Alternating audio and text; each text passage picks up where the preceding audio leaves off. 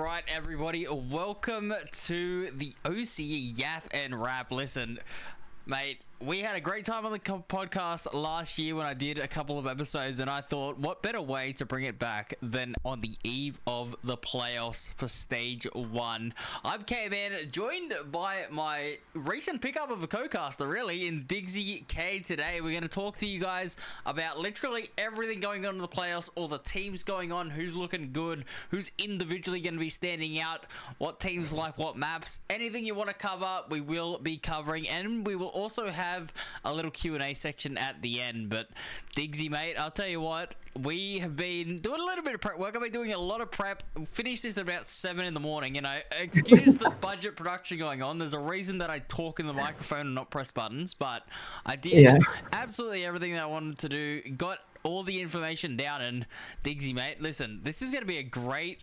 episode here, but the playoffs are going to be great too.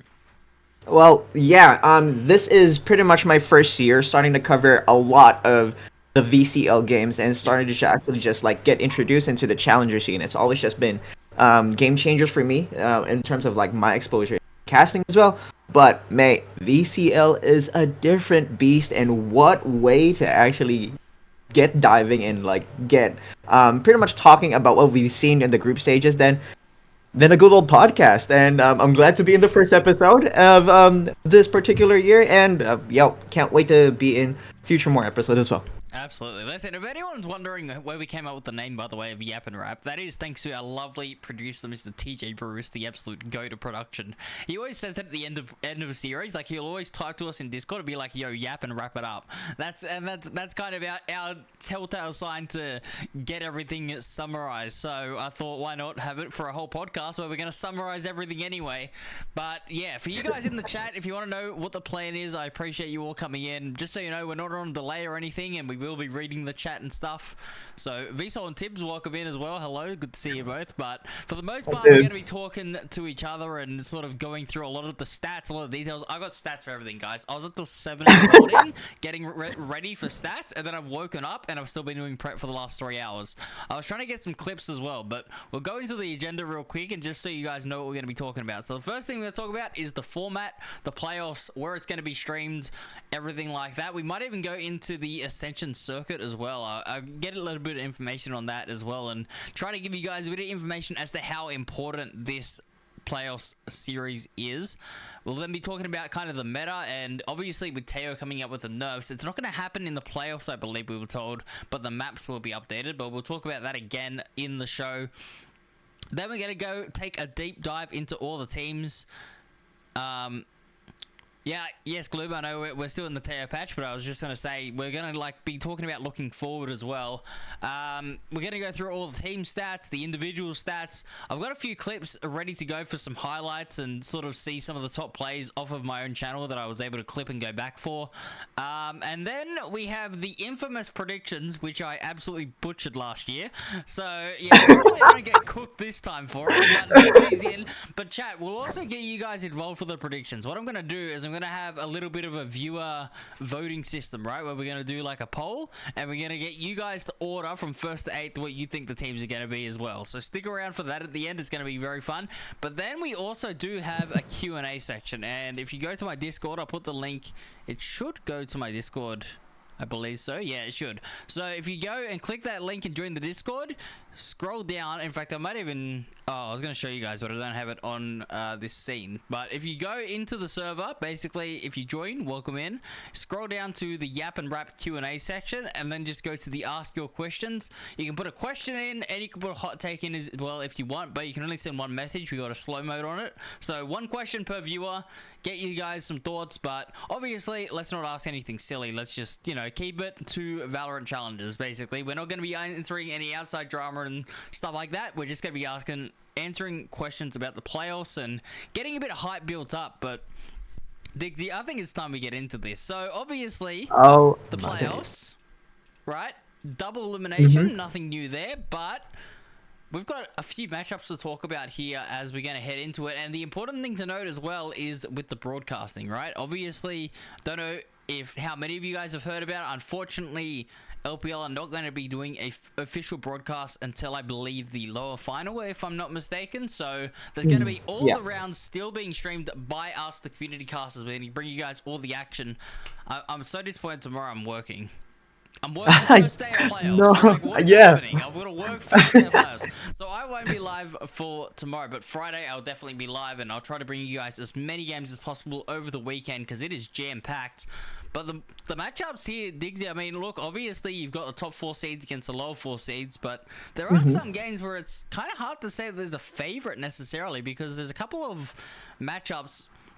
The one I do want to talk about as one of the top seeds is Log and Friends up against DXA because obviously we'll see later in the predictions and stuff like that. I've got a bit of a dark horse with DXA, dark horse feeling about them, especially with how explosive Indra has been on the duelist. That's going to be a really close matchup. I think the other ones that, you know, it's probably easy to say there are a favorite in the top seeds with E-King, Bobo, Full House coming up against their opposition, but as we know in OCE, anything can happen. Oh, that definitely is the case. There are some, there's definitely some teams in my predictions that are just pretty much like outright the gate like head scratchers. But like I did spend a whole lot of time in most likely like Google Sheets and Microsoft Excel. VLR was my best friend for most of the nights going into this podcast. And I probably have a few like hot takes for each team as well. We can't wait to get into it, but yeah, just like a spoiler ahead for everything. And none of my predictions make sense. Mate, they don't have to make sense. That's the good thing about OCE, mate. You're in the that's good. That's fair. It's not making sense. OCE definitely the spot to be. So there's nothing wrong with that. Unfortunately, I was going to try to get you guys some information about the Ascension playoffs, but I wasn't able to because unfortunately I think the website is down currently for LPL. I'll see. Wait, maybe I'll be able to search it just on the internet and see if I can get some sort of information for you guys on how the championship series is going to work, and because there is a point system, right? It's not just like we've had in previous years for you guys, just to know at home. It's not stage 1 for prize money, stage 2 goes overseas. We got 3 stages to go through. Each stage you're going to accumulate championship points, and the team with the most points at the end will go overseas to Ascension. So in my opinion, it's a more competitive format. It gets people involved, and it's not just about having one dream run in a playoffs. You got to consistently be fighting at the top. And I think that it's going to lead to some really good storylines, which, I mean, listen, if anyone has seen my Twitter, I love my storylines. I love hyping up the scene. So I'm very excited for that personally, and I think it's going to be really, really good. But, Diggsy, man, what's your kind of thoughts? Because, as you said, this is kind of your first year covering OCE, but like Tier 2 as a whole, I think we can agree, probably has been in a bit of a rough spot. So maybe a more competitive system will encourage a little bit more viewership and player base, hopefully. It's pretty much for this system that the league has implemented in terms of like the point system. It definitely would be testing a whole lot of teams in terms of like consistency. We've had a lot of teams in the past where if things go wrong and it's just blow up the team type thing. That's usually the cases that we've seen like all throughout the years so far, probably ever since like most likely 2020. 5 years now down the line, we have a championship system that can actually like not only like test teams but actually test players, and like, are you like, am I cut out for this as a player in any way? Am I willing to work with people that I don't usually work with? Am I willing to sacrifice like some time in regards to like maybe not pretty much building friendships or building chemistry? Am I willing to put ego aside to be able to work with a particular individual player? A whole lot of that, it will be put into the test now that championship points is now available as well for each team. Because obviously, like, we'll look at the teams that we currently have so far. A lot of these teams have actually been had players that have developed overseas and back into the OCE scene, and now stronger than ever. We had players that have been playing alongside each other for such a long time now, and the proof is in the pudding now in this playoffs bracket in particular too, because group stages went very well so far, and sometimes like even the coaching staff that's now starting to get implemented into at least like a couple teams that are in the playoffs, it's starting to show pretty much more structure on how like teams operate. Yeah. You know what I mean? And like we're now with this championship point system, it will pretty much filter out the players that are kind of just like dipping their toes into the league scene, or like who are actually have like, okay, I've sorted out my schedule, sorted out work, sorted out studies, and now I have time to play some Valorant, go into some scrims, and actually full send, Yeah. and full send here. So Absolutely. And look, I was that's my take. obviously as well, shout out to the admins of the OCE Scrim server. I think that's been a really, really good initiative out there. Obviously, people will see me with the staff role, but I just run the customs. Like, I don't really do anything else other than that. It is obviously a shout out to all the staff involved, Excalibur and Tosca, Dollar, putting their heads down, working really hard and getting that whole thing established, because most of the scene now, I believe, is in there, especially a lot of the Premier teams, which I'll be honest with you, a Premier team finding scrims is probably borderline impossible before that server came out. So a shout out to them and their hard work. Appreciate you guys. My mic is low, never mind. Okay, well, good. I'm glad that we checked. Double checking. I appreciate you double checking me there. Yeah, so I think, as you were saying though, forcing teams to stay together is a really, really important point that you guys have, that you yourself brought up, right? Because as you say, often we see a team that don't make playoffs, they switch for stage 2. You do that now, you risk yourself with losing any championship points you may have accumulated by getting yourself into top 16 or whatever. So it does encourage people to stay together, and I think that is what we have seen, especially if you look at the top teams in our region, right? And we're about to get into that. A lot of those players have been core, at least a 3-player core, for 4 or 5 years now. So they've been playing together. They just have that natural synergy to come out and just express themselves, play really nicely, and really put themselves on the map. And we can see why we do have such a consistent run of form by some of those teams. But there are also, we are going to talk about some new guns in the scene coming through and making playoffs. So it's really, really exciting to see.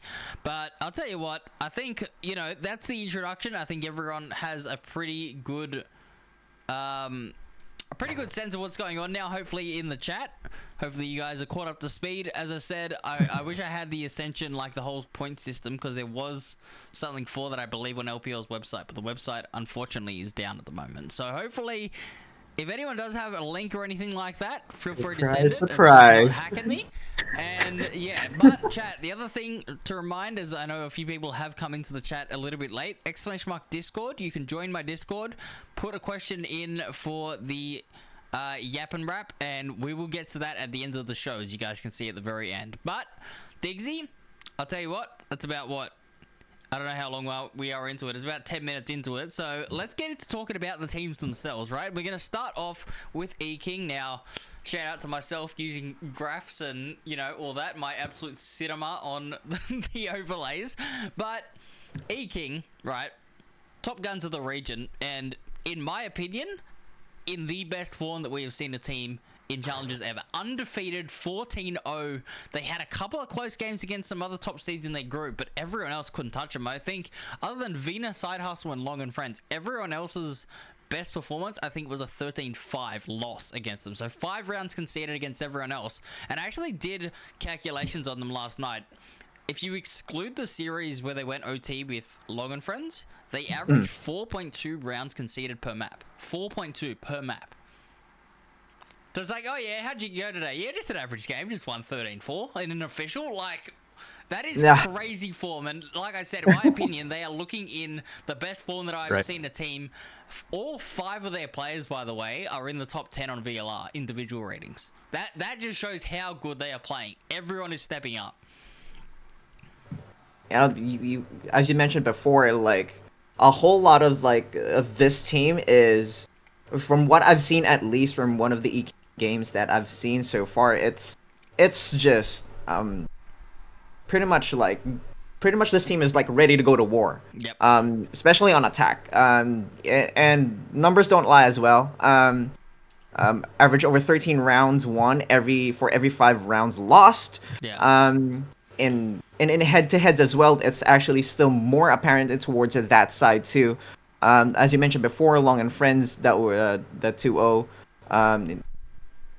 and then individually as well minimize 1.3 rating, two seven like 257 ACS every single time. And another shout out for me would be Dragon, Yes. boasted like a 1.3. KDA always teetering to the side of like 1.5, 1.59 towards that side, and pretty much like these two together, just by looking at these two players, already indicating both effective fragging and survivability already. And we're not even going into and the other players that were picked up, like Kadiri, Ikana, even Tix as a substitute as well. Yes. But Yeah, yeah, Tiggs and was not in to the mention Lou. roster. Yeah. Yeah, well, I was going to say, you can't talk about this team without talking about Lou. The number one player in the group stage, the top player in our region. There's a little asterisk on that because there is somebody above them in Kalani, but he only played one map for DXA. So he had a little bit, a very, very good game where they did win. But Lou has played consistently through the whole thing and is the top-rated player playing every single series. Just so you guys know how dominant his run has been. 263 ACS and a 1.94 KD on Duelist. On Duelist, he has almost a 2 KD. That is almost 2 guaranteed entry frags per map, or per round, sorry. That is an insane statistic to have. And, I mean, listen, he's not just versing, no names. Like, he's coming up against some really good players. You look at, the Long and Friend series, where it did go all the way to OT. Mirza had that phenomenal series. We've got genuine talent that he is just absolutely slapping around and doing what he wants with at the moment. His operator kills are off the charts. His entry frags, as I said, I think he's either the second or third highest on First Blood. I can double check that and fact check myself in just a second. I'll just get that up.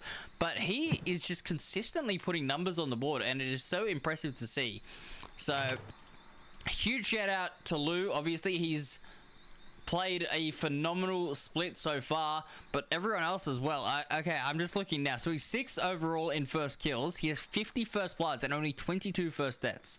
So that's almost a 75% win rate almost on entry fragging. That is insane.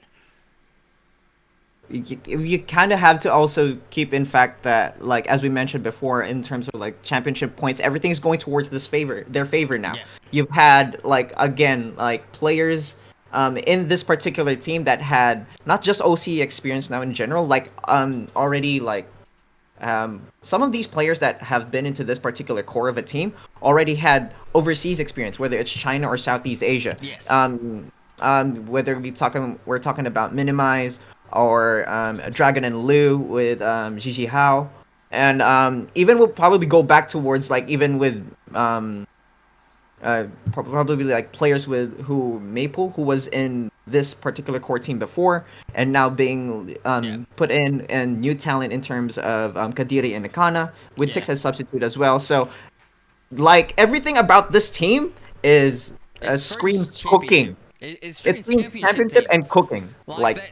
Yeah, definitely. And I mean, look, and to your point as well, it can't have been picked up. He was picked up last year in stage 3. Just so you guys, are aware, Akana single-handedly won 2 splits on 2 different teams. He won on JFT. He was on JFT last year in split 2. And they went over to Ascension. And then he went over towards Eking, who were Gigi Hao at the time, and they won stage 3. So he is a back-to-back split winner looking to make a 3-peat individually playing across 2 teams. Like, that just shows the quality he is. And last year in the group stage, I believe he had the highest clutch percentage too as an individual. So that is a player that is insane, and obviously somebody that, we haven't really been highlighting because of how good everyone else is playing as well. And I think that Kadiri as well, it's got to be said, his Cypher is scary. I mean, he is just shooting heads. He's as sharp as ever.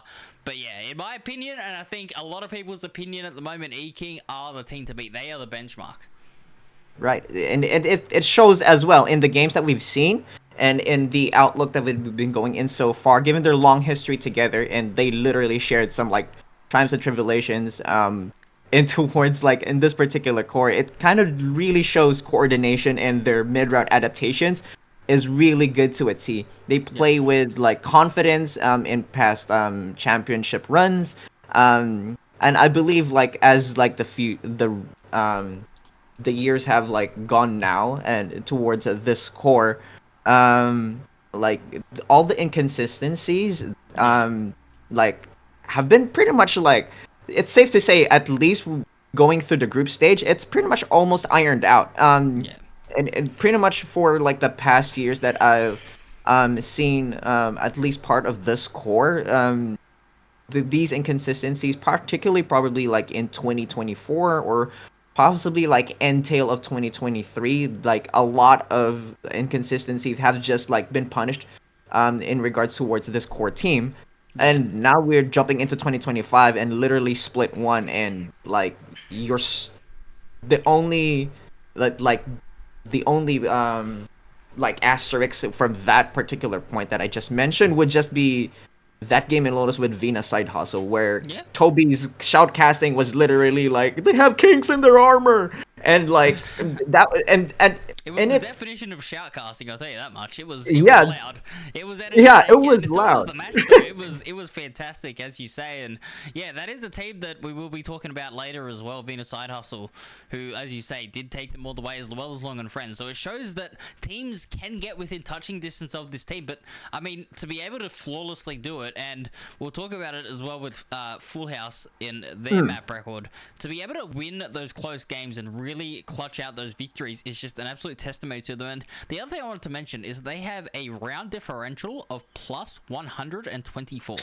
That is, and I believe that is a record. I believe that is the highest round differential, and I think that this is one of the longer group stage formats we've had, so there'll be more games. But they've conceded 59 rounds in 14 maps. Like, what kind of stat is that? That is ridiculous to hear.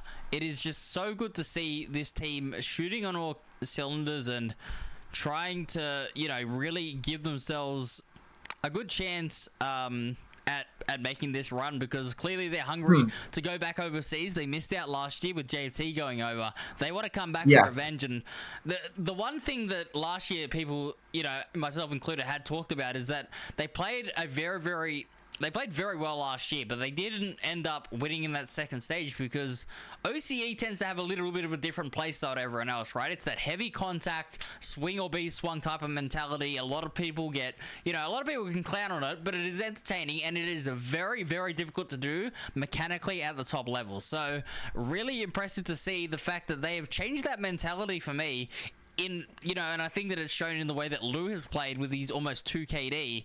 It has been insane to see all of these plays popping off and really getting themselves into winning positions. It's because they are just simply going in with the mentality of, we're going to take you on. We're going to no longer be that type of team that sort of sits back, plays these defaults. No, you want to fight? Let's fight. So it's really, really good to see there, and it is going to really be impressive to see what E-King pull out. But Crowdy, I just wanted to say thank you for the raid as well. We're not on a delay tonight, but we are doing our first episode of a podcast, so I appreciate you guys sending your support over. If you are interested in Valorant OCE, we are going through all the teams right now. So yeah, we're going to move across though from E-King. We're going to move over towards our second seed in this tournament here, and Full House. I mean, listen, I was their designated caster. I watched all their games, I think, bar 2. Well, one was a forfeit, but then another one, unfortunately, had to work. But I'll tell you what, it is absolutely phenomenal to see this team develop, because this core roster of Biggie, Cheese, Feta, and Sinaway, I just wanted to point out, their run in the last 5 splits, so from last year to this year, from 2023 to this year now, right? 2023 on, I believe it was Next Gen they were playing on, they got a 4th spot. Then they got picked up by Nerd Punt. They had a second, and then a 5th. Yeah. That is their last 5 splits. Just so you know, I'll repeat that, guys. 4th, 2nd, 5th. That team is looking insane though, because now they brought in a couple of new players, right? They have, obviously, they've got Zork going to the IGL, and they have Vizsla coming in. And Vizsla was an IGL for Focus, right? Last year. Focus, yes. And he has just unlocked himself, in my opinion, on the Sentinel. Watching them play, like I said, I've casted all of their games. watching him play, watching him develop, he just has that sixth sense on the map, able to really get timing and stuff like that. And now that he's not having to worry about the rest of the team, he doesn't have to worry about the entire team's macro. He's just focused on finding those pockets, finding those timings. I mean, we saw it in the 13-0 split, right?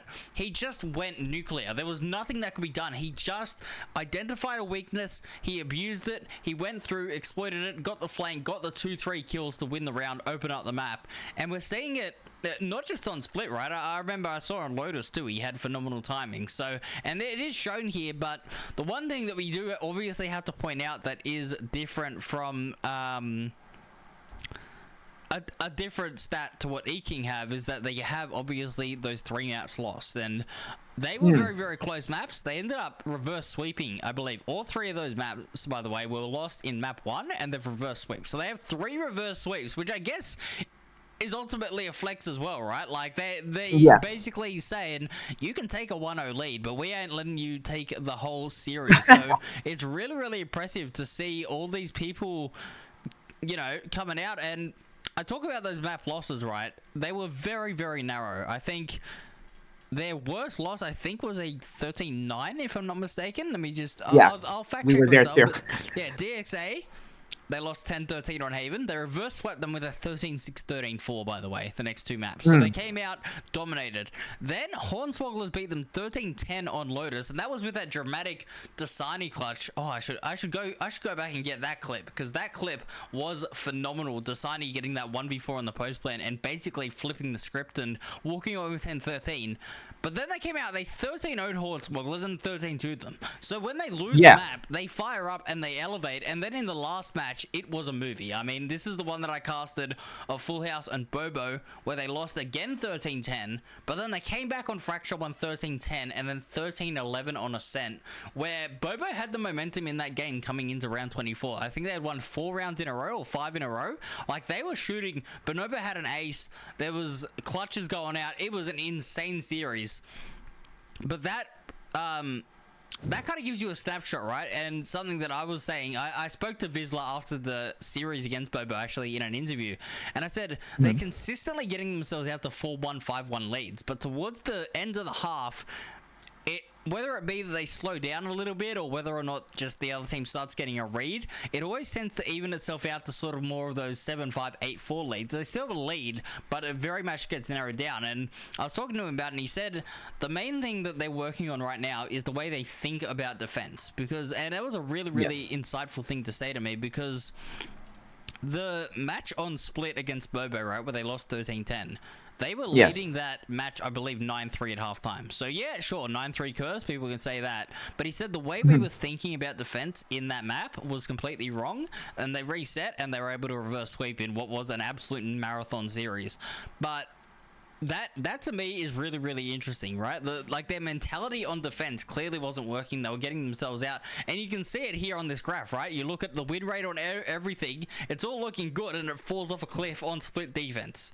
So it's clear that they do need to adjust the way they think about the match and think about the map, and I think it's really good to get that insight from the players. And shout out to you guys who are in here as players. I think you guys are all phenomenally talented, and if you ever want to come on and do an interview or something, you don't have to come here for the whole podcast, and it is the first episode, but I'll put the offer out there now. If anyone wants to do a 5-10 minute interview and have a bit of a laugh, feel free to reach out to us, because we would absolutely appreciate it. But yeah, Full House, I mean, Diggsy, what's your thoughts on him, right? I've been doing a lot of the yapping right now, but I'll give the talking stick to you.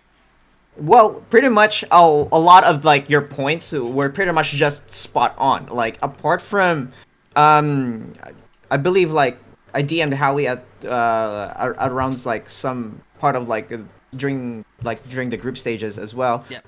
They kind of have this first map curse, like, quote unquote. Yeah. From what they say, and I think from your interview with Vizsla as well, that it kind of just shows why as well. But on paper and structurally as well, logically, this is pretty much OCE's, how do I say this? Like, most complete team. Yeah. If it, like, on paper, they really have everything covered. I think the only thing that etches them down in regards to E Kings would just like be those like you say those vulnerabilities like Yeah. the the three maps lost the round differential The defensive record. yeah, the defensive records Yeah. as well. Um, and that's not to say that they're stuck with that forever. They Yeah. have a lot of supporting staff going in towards their favor as well, and not to mention even like their seventh man, sixth man, in form of Andy as well, who was in Ascension Yeah. as well. I believe Definitely. this team has the tools. So my only question mark for this team in general would be, um, how are they gonna be how are they gonna be crafty with it? Yeah. Like it's like fundamentally like it's just playing it straight and narrow doesn't cut it out for me. That doesn't cut it out anymore in the playoffs. Now you have to be creative in what the tools that you currently have. You Yeah. already have a lot of things, but like we've seen some teams that who barely have anything make a Cinderella run out of this playoffs as Yeah. well. Definitely. And the my only criticism would be like you have the tools now and you have the prerequisites to actually go for a championship run, but if how creative or how extravagant are you going to be with it? Looking statistically as well with Feta and Biggie Cheese, they have been the standard performance for this team as well. Like Feta particularly would be like my playmaker, Yeah. with The cheese a twins. rating. Yeah, the Cheese Twins, like the 1.18 rating and 243 ACS, while flexing like duelist and controller. Clutch plays as well that's being applied for the side of Full House. Feta for me would be the standout for this team. I believe I do have another standout just in case. Um, yeah, Full House, yeah. It's pretty much just Feta for me at the moment. Like among Yeah. like, Full House's like many weapons that they currently have, um, yeah, the high impact that Feta managed to get in terms of the role that he was getting, the ability to anchor just bomb sites, and the end like the instant like this despite his role it feels like there's while watching the games that they've been playing in terms of Full House, it Yep. feels like a switch just like turns on and Feta just like, okay, I now have to frag, Yeah, absolutely. And which look, makes I'll also add to that, right, is that you're saying that in terms of the standout being Feta, obviously, but it is. Hello. I'm so sorry. Wait, one moment, guys. yeah, in terms of that one as well, yeah, but and in if now that like Keimono's probably going to be adding towards that one, I think um you can't have Feta without the other brother as well, Biggie Cheese. The what I feel like that these two have is just much more than chemistry anyway. Like they already know what their play style is. Pretty much, it's pretty much the brother buff. Like we're like we can talk about the uh Nivera and Scream type duo type stuff. You know what I mean? And it feels like a lot of the uh like 5v4s that Full House has against them, it, while watching these games where when it just comes down to at least like two or three of the members of Full House, they kind of just take that man disadvantage that they have and then just flip it off its head. That's most likely why like it, this team for me was pretty much like Yeah. the most fun to watch Yeah. in terms of just playing Valorant in general. You think that some rounds would go against them in their favor, and then they just like take a bat and just swing it across your face and say, "Wake up! Like we're here." Absolutely. And look, Like and I think and to keep add to around. your point, though, before I lost my train of thought there, Zork, obviously the IGL, Oh yeah. he is the third highest clutcher in this group stage so far. He has 9 clutches to himself. Well, he's equal second with, I believe it's Milky as well. So that just shows an IGL being able to also have that clutch is just a phenomenal stat to have and a really, really impressive year from Zork, and why, I think a lot of people would have Full House inside of bare minimum their top 3 teams, right? I think it's fair to say they're definitely in that contention to make the grand final yet again, but it'll be about whether or not they can shake those nerves, right? Because I read out those stats of all those second places, right? Does that come back to haunt them? Obviously, with a new team, a little bit of a fresher mentality, it's good to see. And I mean, look, they obviously also went overseas in the Predator League land, so they do have a grand final win under their belt, and I'm just thinking, will that give them the edge to take it one step further this year? We're going to find out obviously in just under a week now. So, well, obviously the playoffs starting tomorrow, but I believe they end in about a week's time, so it is going to be really, really exciting. But we will move on to the next team, because speaking of exciting, Long and Friends, how exciting is this roster with who I believe at the moment on their team, they possess the best player that isn't on Eking in Mirza, right? This guy is phenomenal. Listen, a lot of people, will obviously talk about, your Lose, your Fetters, your whatever on all these teams, but Mirza, for me, he has something that nobody else has shown here, and that's the ability to just keep your team in it individually. Like, and the match that I'm talking about, everyone should know about, right? The Icebox match against Eking, where they went to OT and he dropped 36 kills or something ridiculous like that. Who is dropping 30 against Eking? Like, that is a phenomenal stat to come out there, and his mechanics are just on another level. And I think even on the ranking, I think he's top 10 on the rank leaderboard too. So he is just absolutely popping off and really getting results for his team. I think he is definitely the standout player of the competition so far for me. Like I said, other than obviously Lou, who has, consistently been up there. But in terms of just the impact Mirza has had, not just on his team, but on the rest of the competition, and putting themselves into that second seed, and it's just been so impressive to see. Like I said, I believe he's the second or third highest player individually coming out if you look at the stats from the group stage. So that just alone is an example. Yeah, he's second overall under Lou. So he is just completely dominating right now. And I think the rest of the team is as well. I mean, to be fair, obviously we are shouting out him as an individual, but their whole team has been good. Long has been playing extremely well. I think Mabel and Kiss have been, adjusting the roles. Kiss was the duelist for JFT last year. Now he's adjusting more onto that controller role, and I think he's slotted into it nicely, and it's kind of allowed a little bit more flexibility, because this is a team that loves playing heavy contact. They love swinging. They love taking their aim duels. Mechanics is king in this team, I think is fair to say.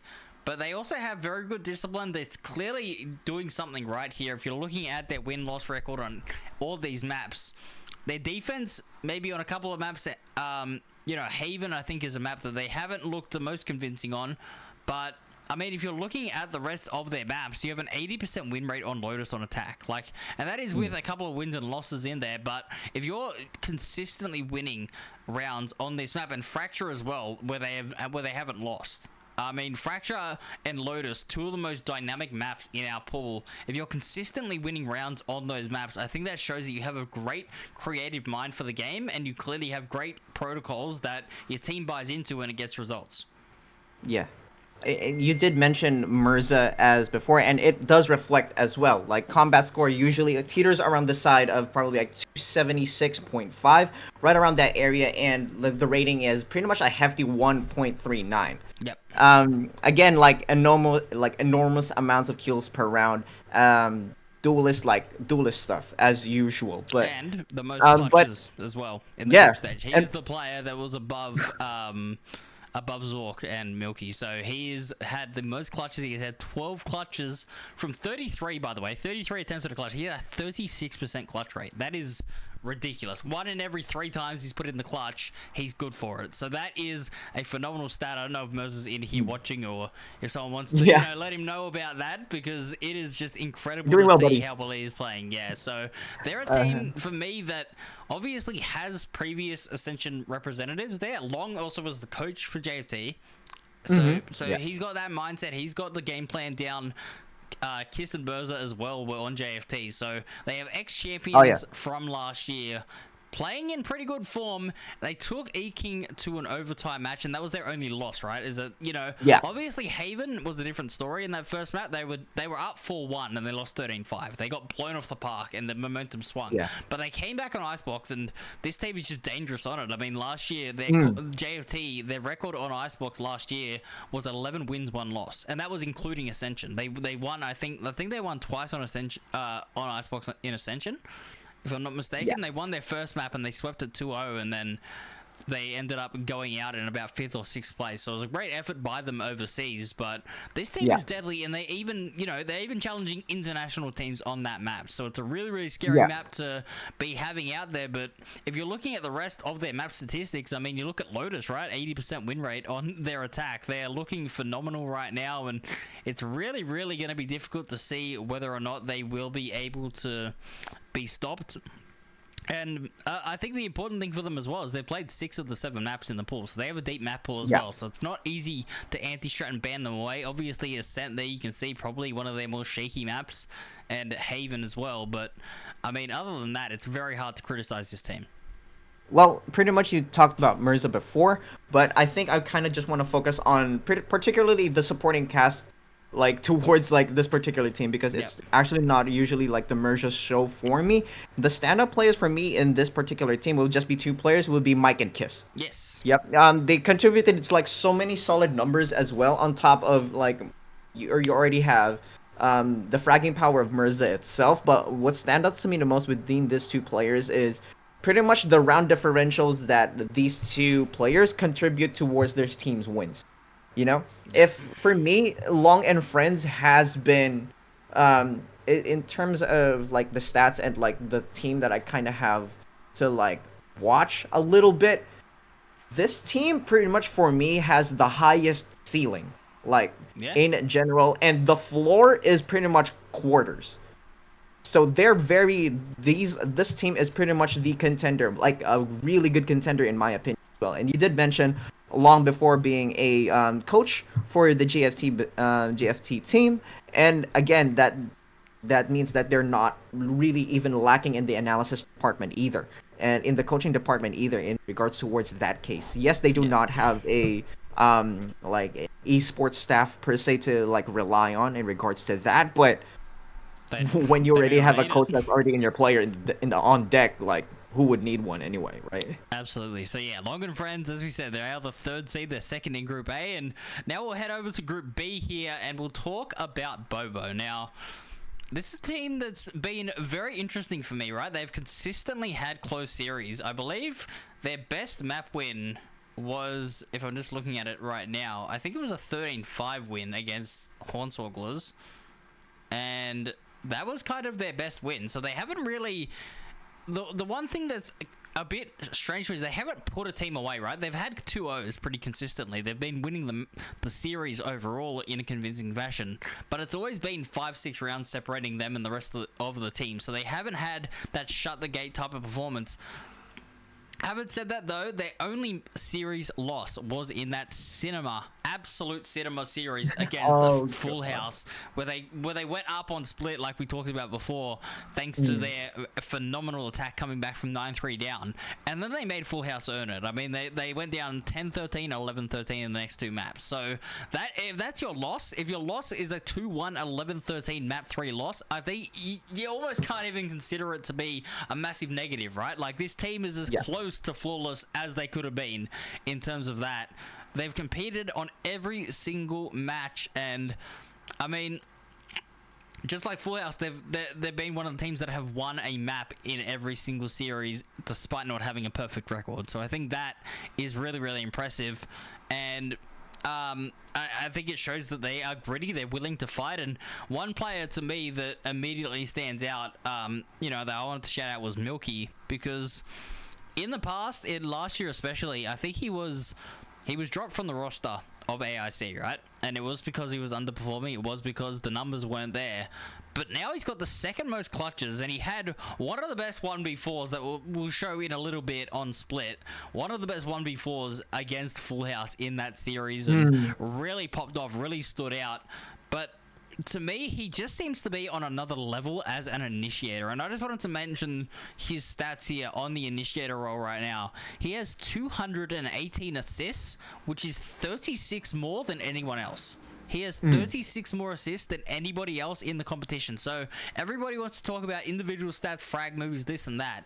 That is a team player right there. And this guy is a massive reason as to why Bobo are in the position they are in. I think he has been playing phenomenal. I think also on Bobo, though, it's got to be said, Blessed is looking sharp. I'll tell you what, the shots he is hitting, he is crispy right now. I think the whole team at the moment is firing. And I really, like I said, I think it'd be harsh to criticize this team. You look at it through the whole thing. I mean, Kawhi as well, shout out to him. He's now on debut because he's finally now old enough to compete. He's been in the pro scene for a little bit, but he couldn't compete in challenges. Now he's 16. He's on a team that, you know, was taking it to the likes of Full House. A massive credit to him. Bonobo as well. We know how good Bonobo is. I think, you know, you say that name and you just think clutch potential demon. He's on the Sentinel role now, which is a switch up for him, and he has been loving it. He had an ace against Full House in that 11-13 loss, and he was single-handedly the one that sparked that comeback.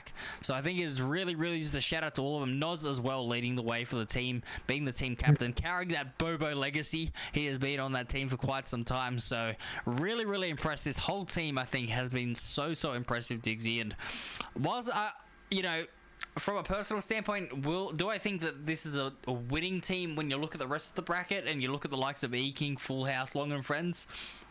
They might be competitive. Do I think that they can win the whole thing at this stage? No, because, you know, we'll see our predictions in a little bit. But this is a dangerous team. Dangerous indeed. Like, dangerous is pretty much like, this is the team that you kind of just not have to, like, brush off in terms of what you've mentioned before. For me, the standout for me for this team would probably just be, it's slightly up a bit because, like, it's hard to find a standout for this particular team. That's what I've been scratching my head out when I was doing research in this particular team, because everything this team screams in general is consistency. Yeah, I can't even say the word consistently. Anyway, but like, and it shows, like, with their history so far. Like, they've been consistent contenders, possibly ever since like 2022, and that's a particularly long time to be playing together as well. In terms of roster stability and changes, not much has changed, and possibly maybe just they have had a few. The name Bobo is staple. Noz is the only remaining member from that OG squad. Milky was picked up from AIC last year. Blessed, Bonobo were playing on Focus, and Kawaii was their sixth man in a way, but like he was a little bit too young to play. But he was screwing with them. He was playing, so it's kind of the Focus core merged in with Noz, who was carrying that Bobo name, and they picked up Milky as well to be putting him on Initiator. So it is a new look roster, but. They've been, but the individuals, I mean, the four individuals, obviously excluding Kawhi, who's playing his first year, they've been staple names in the scene at the top of the region now for multiple years. So it's fair to say, as a core, sure, they may not have, you know, necessarily a core, because Bonobo and Bless played together. Kawhi was the sixth man, and Noz and Milky obviously weren't playing with him last year. But they are looking just like something's clicked with them. And like I said, I think a lot of it has to do with the fact that Milky has had so much experience and so much influence on the game as an initiator, right? Not as a duelist, not as the fragger, but 36 more assists than anyone else. I mean, we're talking about, that's including, you know, Iki, who are undefeated. So he's just putting up the numbers for the team. And it is also one thing to note is I believe they have played the most rounds in the group stage as well, because they haven't had a dominant performance. So they have been working and earning every single one of their wins, and it's really, really impressive to me, and why they are deservedly one of our top 4 seeds. But now we're going to head over to the flip side of that, and we're going to look at the 3rd and 4th seeds of each group. So we're going to start things off. And we got Venus Side Hustle, who are a very interesting team, I think it's fair to say. The only team, you know, that did drop a series to a team that didn't make playoffs. So they're the only team to lose to a team that didn't make playoffs, and that was, you know, Source Gaming, who had that phenomenal reverse sweep, those double overtime wins back to back. It was electric to watch. I was watching the game, not casting it, and you could just feel the energy. I mean, the casters were getting excited, because when you see an upset like that, you're going to get excited. But for Venus Side Hustle, it definitely was a wake-up call. all, right? And we saw it shake their confidence, because then their next match was against Long and Friends, who, from my outside looking in, I kind of had those two on very even footing. I think Long and Friends had a slight edge to them just based on the form coming into it, but Long and Friends shut them out of the game. They 2-0'd them. I think it was like a 13-4, 13-5 or something like that. It was a ridiculously one-sided affair considering what my expectations were. And that to me is a very, very big alarm to go off, right? To be dropping, you know, obviously upsets happen. You know, you're not going to have a perfect year every year. But to go down, it was 13-5, 13-4. That's concerning, right? Because that was a confidence thing to me. Now, luckily, in the end, they managed to put Chooky Foxes away, but again, that was a 2-1 affair to, again, a team that's not in the playoffs. So they haven't shown that they've separated themselves from the pack necessarily. They're kind of in that middling team for me. Will they be able to find something coming into the playoffs? I certainly hope so. And on paper, they've got very, very good players, right? You got Vina, who was obviously another member from JFT. They've kind of all gone their separate ways. So they have a championship player there. They have Vex, who's a phenomenal player. Jawsy, Suave, Quenchen, all great names that have been in the scene for a while and been, you know, at the top in Radiant, ranked, whatever you want to call it, if you take ranked into consideration. It's really, really good to see these players forming, getting themselves together. But I do think, you know, they have that concern for me of not putting away those lower teams in the seedings. And I think, you know, whether or not that is something they're going to be learning from and applying coming into the playoffs now, they kind of have to, right? They don't really have a choice. Their first match, if I do look at the playoffs here, I'll say who their first match is in just a moment. They're coming up against Bobo, who we just talked about being in consistent form and fighting off teams. So they're going to be in for quite the fight. And look, for me personally, I'm not convinced on this team, but it's their potential and their ceiling that really excites me. We are going to be heading towards predictions probably like sometime soon in the podcast, and I do have like some hot, like quote unquote hot takes for each team. Mate, we love a hot take. Hustle, yeah. Like Venus side hustle for me is pretty much my version of a really huge potential Cinderella run should they get it all together in regards to what this playoffs. My standout for this particular team would most likely be Vex. Yep. Like just stats wise 1.13 in terms of the ratings, and always teetering the average combat score at least like 249 towards like in terms of like ACS.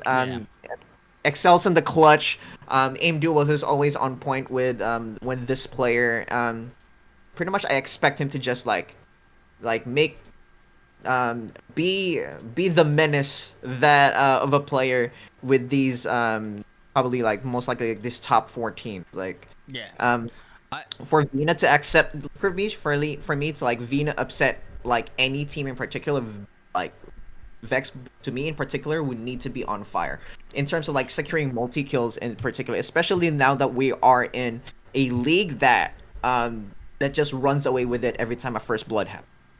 Yeah, no, absolutely. And look, there's a lot of factors that do go into it. Obviously, playoffs is a different feel, and they do have experienced players on their roster. So we're not by any means writing any of these teams off, right? Anyone can win at any time.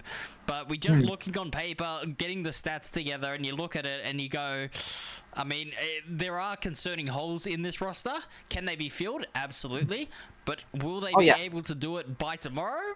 I mean, we're going to find out, aren't we? We're going to find out in 24 hours whether or not they have adjusted and gotten those picks and, you know, really gone through their strategies, their defaults, whatever they want to work on, and make sure that they have the protocols ready to go for tomorrow. But we will now move on to our next team here. We're trying to go through them, you know, at a good pace and give everyone spotlight, but we obviously don't want to drag it on too long for you guys watching. So we will head over to, in my opinion, this team's dark horse. This competition's dark horse, sorry. DXA Esports. They're a very, very interesting roster, right? They came out of the gates, round 1, took down Hornswogglers. And Hornswogglers was a team who made, I believe, the lower final or the round before the lower final last year in Stage 3, where they had an upset win over AIC in the lower bracket. Like, they took down a team that was predicted to come top 2, top 3. And then to come in this year DXA put him on notice immediately. And by the way, this is the only team in the playoffs that came from open qualifiers. So that just shows how important, how much of a standout this team is. And when you look at the name on paper, you look at the team list and kind of who is on this roster, it really isn't too much of a surprise, right? You look at all these names. You got Fee, you got Art, you got Indra, Brock, Songri, Kalani, Alumi. So they got a couple of subs, but I mean, a Cooper Troopers roster, their core, who had been in the scene for 2023, 2024 in the top 8, and I believe 2022 as well. So these guys have always been competing up there as well. There's a couple of players as well from IPGN who were a top 8 team last year, so they have a playoffs roster essentially, but playing under a new org, they had to come through open qualifiers, but they've delivered. Oh yeah, delivered they did indeed. And you mentioned before, Indra, one of the target fraggers in the entire event so far. Yes. Rating 1.17 and impressive like ACS across the board in terms of like a lot of these players that we mentioned so far have like 250, 259. The Indra so far has just been like reached probably like one of the few players that reached 270. Yeah. 0.7 in terms of like ACS as well. And of course alongside him will always just be Brock and Fi, who has also have their own like high impact in terms of like the rounds that they've been playing so far. And also a huge shout out to to Songri as well. Like a lot of the clutches that were given in the rounds for this particular team was just all thanks to Songri as well. Always a pleasure to watch a good like Sentinel play. Yeah, absolutely. Merz was saying, when do we talk about Vena? Mate, you just missed it. You just missed us. We went through Vena side hustle. Unlucky on the timing there, but Merz, mate, we were talking about you guys as well. You were an absolutely phenomenal player. Welcome in. But, yeah, I mean, as you mentioned with Idra, right? The leading duelist in First Bloods in this competition right now. He has 89 First Bloods across 7 series. That is a scary stat to be had. And I believe, if I'm not mistaken, let me just pull up their match on... One of these matches, he had like 14, or he had like 11 First Bloods or something in one map. Like, he just went nuclear and he just decided to turn up and really go huge. So he had a really, really good game, I remember, which absolutely was a standout. And I think it was actually their final match, because of the forfeit that happened between Yonko and Full House. I went to go and cast their match against Red Panda, and he was like 10-0 after 3 rounds on Ascent. Like he had a 3K, a 4K, and an ace in the first 3 rounds. Like, it was just ridiculous to watch. He was just like smurfing on him almost. It was crazy to see, and both of these players are really this team and this duelist is just really the key to their success, and why, in my opinion, they are a dark horse, right? Because you don't get past the likes of, you know, the other top fraggers in this competition without being something special. And to be 11 First Bloods ahead of the second place, that just shows how good they are and how much he has been improving as a duelist. He's playing, obviously, he's not even just the Jet 1 trick, right? He's played Jet, Raze, Reyna, and I believe he's played one other as well. So he is absolutely fragging out on all duelist roles. He's confident, and when you have a confident duelist to lead the way, the rest of the team follows. Yeah, that is one of the cases indeed. For me, the standout player that I've written down so far for this particular team would be where am I? Yeah, Indra, pretty much.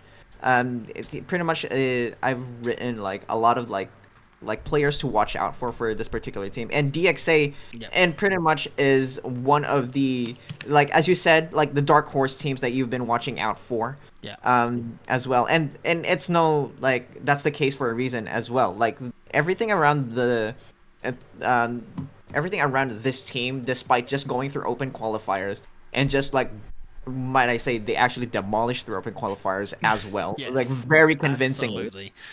Absolutely. And it everything around the history into regards to like these players and this team in general just literally screams that. Whether with their roster compositions as well throughout the years. My only caveat for this particular team is I think they kind of just need a little bit of something to just like stand out more in regards to So just you like think making a mark. another layer over the first ones, right? You need something else to be Yeah, backing it up. Maybe a few more assists, maybe a few more clutch scenarios that exactly. being one. Yeah, there is that spark, obviously, that is going to be the difference between them making a finals appearance and not. But they're in the Mm, playoffs here, and they absolutely deserved it. And I also wanted to say, they came out and they beat Hornswogglers, right? And then their next yeah. series against Full House, they won map 1. So they came out their first 4 maps. They were taking down the top sort of household names of OCE. Like they were coming out, they were obliterating people and really giving people a shock and a run for their money. So huge shout out to them. That is why they are my dark horse, despite being the 6th seed in this format. They're definitely a team that has potential to go all the way if they can execute. And now let's talk about kind of an opposite team, and in my opinion, is probably the most underrated and least talked about team, OG, right?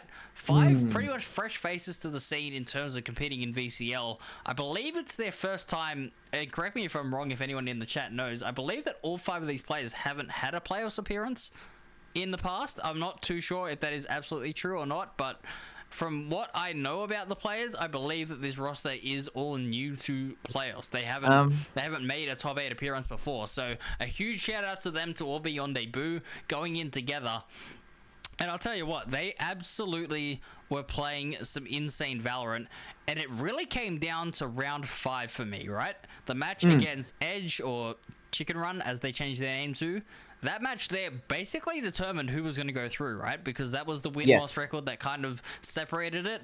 And then they took down Welcome to Earth and Source Gaming in the end as well. But that match there, where they pulled out that 2-1 and they started to really play some solid Valorant, that was absolutely huge. And that was coming off the back, by the way. They were 1-0 down in that series, and it's thanks to the man in the chat right now, Echo, who dropped 34 kills on Lotus and was the difference for Chicken Run in that first map and got themselves in that lead. Unfortunately for them, they couldn't hold on. But OG, to spark a reverse sweep comeback when it is do or die, that is a resilient team, despite being a rookie team, some might say, and a team that hasn't been in the playoffs before. To be able to have the mental to bring back a reverse sweep when you know it is do or die, that shows a level of not just, you know, not just fight and grit, but also a bit of maturity as well, which is going to be really, really important for them as players developing their careers if this is what they want to go down. And I am just seeing in the chat, they're all ranked players. So they've come out of the rank queues. They're doing a Rankers OCE edition. And I mean, look, good on them. I think that they have upset Team a lot Envy. of the competition. And in my opinion, I think it's fair to say Chicken Run, obviously they had a lot of issues. They had some roster changes going on. But that was the team that was kind of rounding out the top 8 for a lot of people in their mind, because Edge had done it last year consistently, but they had a few issues and OG exploited them perfectly. And then they went on to beat Welcome to Earth and Source Gaming to absolutely confirm their spot in that top 4 for their group. So like I said, probably the most underrated group, and against the top teams, I think they really did struggle. They had some very heavy losses against Long and Friends and E-King. They got, in fact, 13-0'd, and the unfortunate thing, and we'll talk about it again with the other team coming up, is that no team in the history of Valorant, I looked it up, no team in the history of Valorant has ever won an event that they got 13-0'd in that same event. If they got 13-0'd, no team has won. The closest was, I believe, it was 2021 Champs or something. A team made, I think it was Ascend or something. They made the grand final or the semi-final. They lost. They ended up losing in the final. So, and they got 13-0'd and they managed to get there. So that is the best performance we have seen from a team that has been 13-0'd. So that's not a stat you want to hear if you're an OG player, but it is a stat, and it is why I think a lot of people are going to have them slightly lower rated in the group, because when you have a result like that against another playoff team, it certainly is going to be remembered by the audience. In terms of like the history performance of like this particular team, the only thing that I'm not even sure if it's like mostly accurate, but I believe Hoodlum and Mikey might have played on a roster possibly in around like 2022, and that was just a minor open tournament and playoffs. Yeah, I think the and thing I think is, like though, the name is like 96 Bulls or something like that. Yeah. But apart from that, this is like literally the rankers team of OCE, right? Yeah. If you're looking to pick up a team, if you're like a coach or an analyst that you want to staff a team, in regards to like giving them structure, this would be the team that you kind of just want to look at as well. Because of the format that we currently have in the league at the moment, it pretty much incentivizes teams to actually like stick together more. And this OG squad, just clinching a playoff spot already are in a pretty much in a good light in terms of trying to like get their name etched in towards the scene. Not bad for a bunch of ranked players though. Absolutely, and it was really impressive. The one thing though, you're talking about Hoodlum. It's not actually Hoodlum. Apparently, it's an inside joke, and that's actually Naz who's playing under the name Hoodlum. It's apparently an inside joke with their friends that they get compared or something like that. So that isn't the same person that was on that team. It is a new player with the same name. But yeah, it's an inside joke. Right. So it is a bit confusing. You obviously, I mean, how are you gonna know that? But I actually spoke to Naz, and he was like, "Yeah, it's a joke," and I'm Hoodlum now apparently, so yeah, that's kind of what's going on over there. But we will talk about our 4th seed in Group B, and it is Hornswogglers. And we're seeing in chat here, Echo was already saying, should we FF? We got 13-0'd. Oh no! Look, Don't you dare! That is going to be obviously a point of concern that we were going to talk about. But for me, I mean, Hornswogglers, right? They're a team that had, you know, a top 3 or top 4 appearance last year. Obviously a little bit of a roster change. They still had their core, and to me they probably underperformed the expectations, but they still managed to find some consistency towards the end of the group stage, and it has helped them get into this position here. Obviously playing really well, but yeah, it's kind of been a bit up and down for me, because like I said, they're a team that were expected to dominate, expected to be sort of a, you know, the second team to Full House in a way of breezing their way into the playoffs. And then they lost to DXA to start things off, and that was a shock. They ended up regrouping, and the next 3 results were all 2-0s. They absolutely stomped Red Panda, Uber Meats, and Kamen Riders. But they're a team that's been really up and down, right? Because we talk about obviously all the way up to there, and then we talk about the Full House game where they had insane gameplay. I mean, Lotus with Dasani just going nuclear on the tail. That 1v4, it's rent-free in my head. I can still see it. I mean, it was 2v5 situation. Armageddon comes through, gets 2 with the Odin to deny the defuse, and that really just sparked them into action there. I believe that was round 19. I'm looking at VLR, and then they won 3 of the last 4 rounds in the map and went on to the second map where, as we know, 13-0 was the result there, and that was in my opinion, right, that was the best game I've seen from a Lurk player in Vizsla, and he just absolutely destroyed. I mean, he went like 23 and wait, I got it right here. He went, what was it, 20-4 on Viper, like lurking on Viper, and he had 6 first bloods in 13 rounds. Like, he was playing out of his mind. Full House just roared back into action there, and we won't go on it too much, guys. Don't worry, we're not going to rub salt into the wounds to you guys in the chat. We're not going to go flame you. But that obviously is a point of concern, right? To get on top of that team and then just be blown off the park. Whether or not it was, you know, a mental lapse in judgment or what happened there, I'm not too sure. But, you know, we can talk about the positives of this team as well, right? And their standout player, or players, because I think that, you know, their whole team has been pretty impressive. And one player I wanted to highlight is Xenox, who is second in First Bloods, because he is playing very well, and he has a slightly different agent pool. He's playing the Neon and the Yoru instead of that that Reyna pick, I believe, unless, correct me if I'm wrong, Xenox, I don't believe you played Reyna in this split so far. You have had a game on Deadlock, but other than that, you've been playing the Jet and the Yoru mostly with a couple of flexes. So it's really good to see your duelist stepping up, getting yourself in the right direction, and being a big factor in recovering the series, right? They're getting themselves into the game and really making sure that they recovered, because like I said, they could have easily been derailed, like we were talking about with Venus Side Hustle before, right? They had that shock loss, and then they had back-to-back compounding losses, but instead they lost that series and they came back against Yonko. It wasn't the most convincing win, but it was a comfortable 2-1. They won in overtime actually on Icebox, and was this the game I believe I was talking about? There was a bunch of first bloods for a player. I can't remember if this was the game. Yeah, it was. It was Xenox with 9 on this map, by the way. Map 3, Right. he came out with 9 first bloods. Like, that is a phenomenal stat to come through. They did win 15-13 in overtime. It would have been a banger to cast, but unfortunately, work is work, and, you know, what are you going to do? But, I mean, he played phenomenally there. The rest of the team did as well. I mean, Strain was the highest rated player in that series. The issue for Hornswogglers, though, is, you know, I'm not going to... Listen, guys, I'm not going to go stirring drama or witch hunting, but I do know that there are a couple of roster changes going on at Hornswogglers. There were some internal factors going on that has led to their rosters being changed, and that, to me, is going to be the real challenge for them, right? They're not going to have that same team that they came through and qualified with. They're not going to have the reps on them necessarily, but... yeah, listen, it's not a leak. I mean, it is known information that there was roster changes happening at Hornswogglers. So who they pick up is going to be very interesting. Can you explain it in detail? No, because I stayed away from it. Actually, I got told about it, and so I had the information, but I said that's your business, not mine. I'm not going to get into it. But all I do know is that Hornswogglers have a few roster changes coming in, and whether or not it revitalizes their team, because like I said, they did slightly underperform, it's fair to say. Whether or not it revitalizes their team, or if it does continue to create issues, we're going to find out. But I mean, that covers all our top 8 teams, guys. Let us know what you guys think about that. But yeah, I mean, look, it's good to see all these players doing really, really well. So it is really interesting to see. And like I said, we're going to get chat involved here in a bit of stuff. And I think we're going to start off. We've got a few clips here. Well, I have a few clips that were saved up from a couple of my own casts. I wasn't able to get everybody's casts. There was a couple of VODs that I wanted to go through that weren't up. Oh.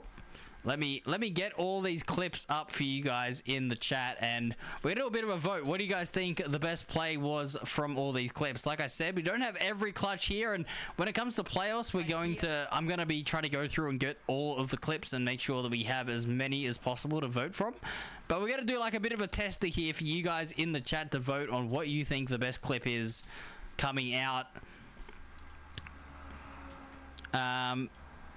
Andy, mate, you are gonna get me in trouble. What are we talking about? Andy in the chat is just going absolutely crazy with the comms, but yeah, we do have a few clips here to come through for everybody, and we're gonna start off with a very, very nice clip here coming out from, I believe it's Bobo. So we're gonna switch our cams around here real quick, and let me just see. I need to go back to my other scene here. Hopefully nothing breaks.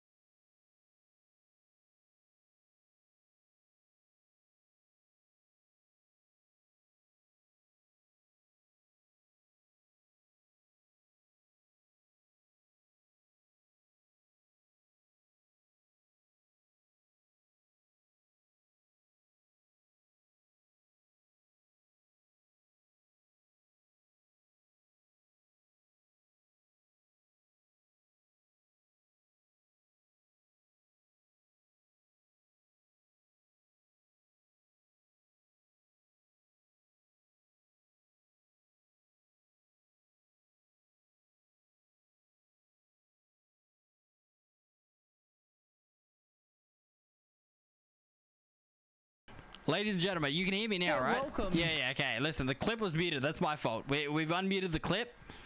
That's the clip. No, there's multiple clips, Echo. There's multiple clips. But here is the first clip here, and it was about Bobo just shutting down Full House on the AXQ. We'll go through it again with audio this time. Now they will. So it will be the heal to come through here with that bit of a pause, though, in the round. We see Hawaii moving towards Heaven, sorry, towards Sewers here, and we're going to see the rolling thunder come through, but no one was activated, and it is an absolute slaughter from Bobo. The call was excellent. Full House. They spent just a little bit too much time in Heaven. They overstay their welcome, and they get punished 8-3 now. Bobo, they hit back yet again. So that was the first clip. Obviously, a lot of people are saying that was it. That was it. No, it's not it. We have a lot to go through here. we will be getting our next clip in, and it is also from the same game here, and this is a very, very good clip here in the chat. We'll get you guys to vote in just a second, but we are going to get the next clip going right now. With a ghost in hand, he didn't opt to actually pick up the sheriff. Turn up the audio. Just not to give the information away. So we're going to see the execute come through here. Feta towards backside finds Milky. That's the spike going down, getting flashed up as well by the guiding light. It's now Blessed here, looking under pressure, but Blessed goes nuclear. Oh my goodness! He finds 4 out of nowhere. Blessed is absolutely torn up. Whoa, The defense had the read, but Blessed had the shots. Yeah. Oh my, absolute cinema there from the Omen. Bless. Absolute cinema indeed for that clip there. We're going to get into our third clip now, and it is going to be on the same map. Like I said, a lot of these are from my own cast because I was scrambling for clips, chat, and I couldn't find any. So I do apologize that I couldn't find the other clips, but they are from the cast that I did from a couple of series. But we're going to see. Melvin said, reminds me of my days at Sinolo Kato. Wait, free my boy El Chapo. Okay, I probably should have read that one out, but hey, you know what? We stick with it. There's OCE comments going wild. All right, this is another very, very big play here from Bobo. He had to stop the retake. Sinaway going to find one over towards Bonobo. It's now away towards backside, getting sat down there by Feta. It will be the Rolling Thunder to come out though from Milky. He's good for 1, but Feta gets 3. Milky now the 1v4 con. He is absolutely going nuclear. The fault line to get him off the spike. It's halved. He's gonna tap here Zork, but can Milky do it? 5 bullets remaining. He swings out. He gets it. Milky in the 1v4 has performed an absolute miracle here for Bobo, and that is a heartbreaker for a full house supporter. Just absolutely tearing up. And this is what I was talking about, right, with Milky having one of his best individual years, in my opinion. And we're also going to be talking... We can't talk about top plays without talking about this map here with Mirza going nuclear here. I think there's a few clips from Mirza here. So, Mirza, enjoy the glaze, mate. Yeah, you gone around on Icebox, just absolutely doing whatever you wanted. It was great to see here, and we are going to see this come through. 3 currently. It's tied it down a piece towards the side, but King Lou, my days. Triple kill on that operator. You can't be too clinical with that one. You gotta be prepared for where you swing against that jet operator. But Mirza, the lone player, getting a good shot in as well. Tap on the TV. A huge swing, and that's the clutch for Mirza. And Long and friends tie it up once again. 6-6 as we switch to the different side. Ooh. That wide swing of doom, absolute cinema from you, Mirza, mate. Well played. All right. Where did that clip just go? Okay. I don't know where that clip just went. One of my clips just disappeared. But the last one here is again a clutch play here against E-King, and it was obviously a very close match. This is an overtime win, but we'll see if we can get through this. Players for the King. I apologize for the bitrate too. I was having bitrate issues on this cast, so I do apologize for the stream quality, but yeah, we're gonna go into it, and we'll see if you guys rate this one. And that is the plan going through. And it's now down to Mirza and Kiss for the defensive side to see where they're going to be going through. Mirza gonna have to see where Kadiri is going to be parked up. And that is a 2v2. Lou taking down Kiss now as well. It's not going to be down to Mirza with an outlaw in tow. Will they be able to see? Who will get it? Third triple kill for Mirza. And it's now going to be up against Dragon. And a 1v1. Mirza versus Dragon. Who will be take it? And that's Mirza for the Quadra with Sheriff in tow. Mirza going nuclear. So chat, there are your clips. Yeah, what do we think? Didn't you lose the game? Tim's out here flaming. Oh my. So chat. Tim, chill.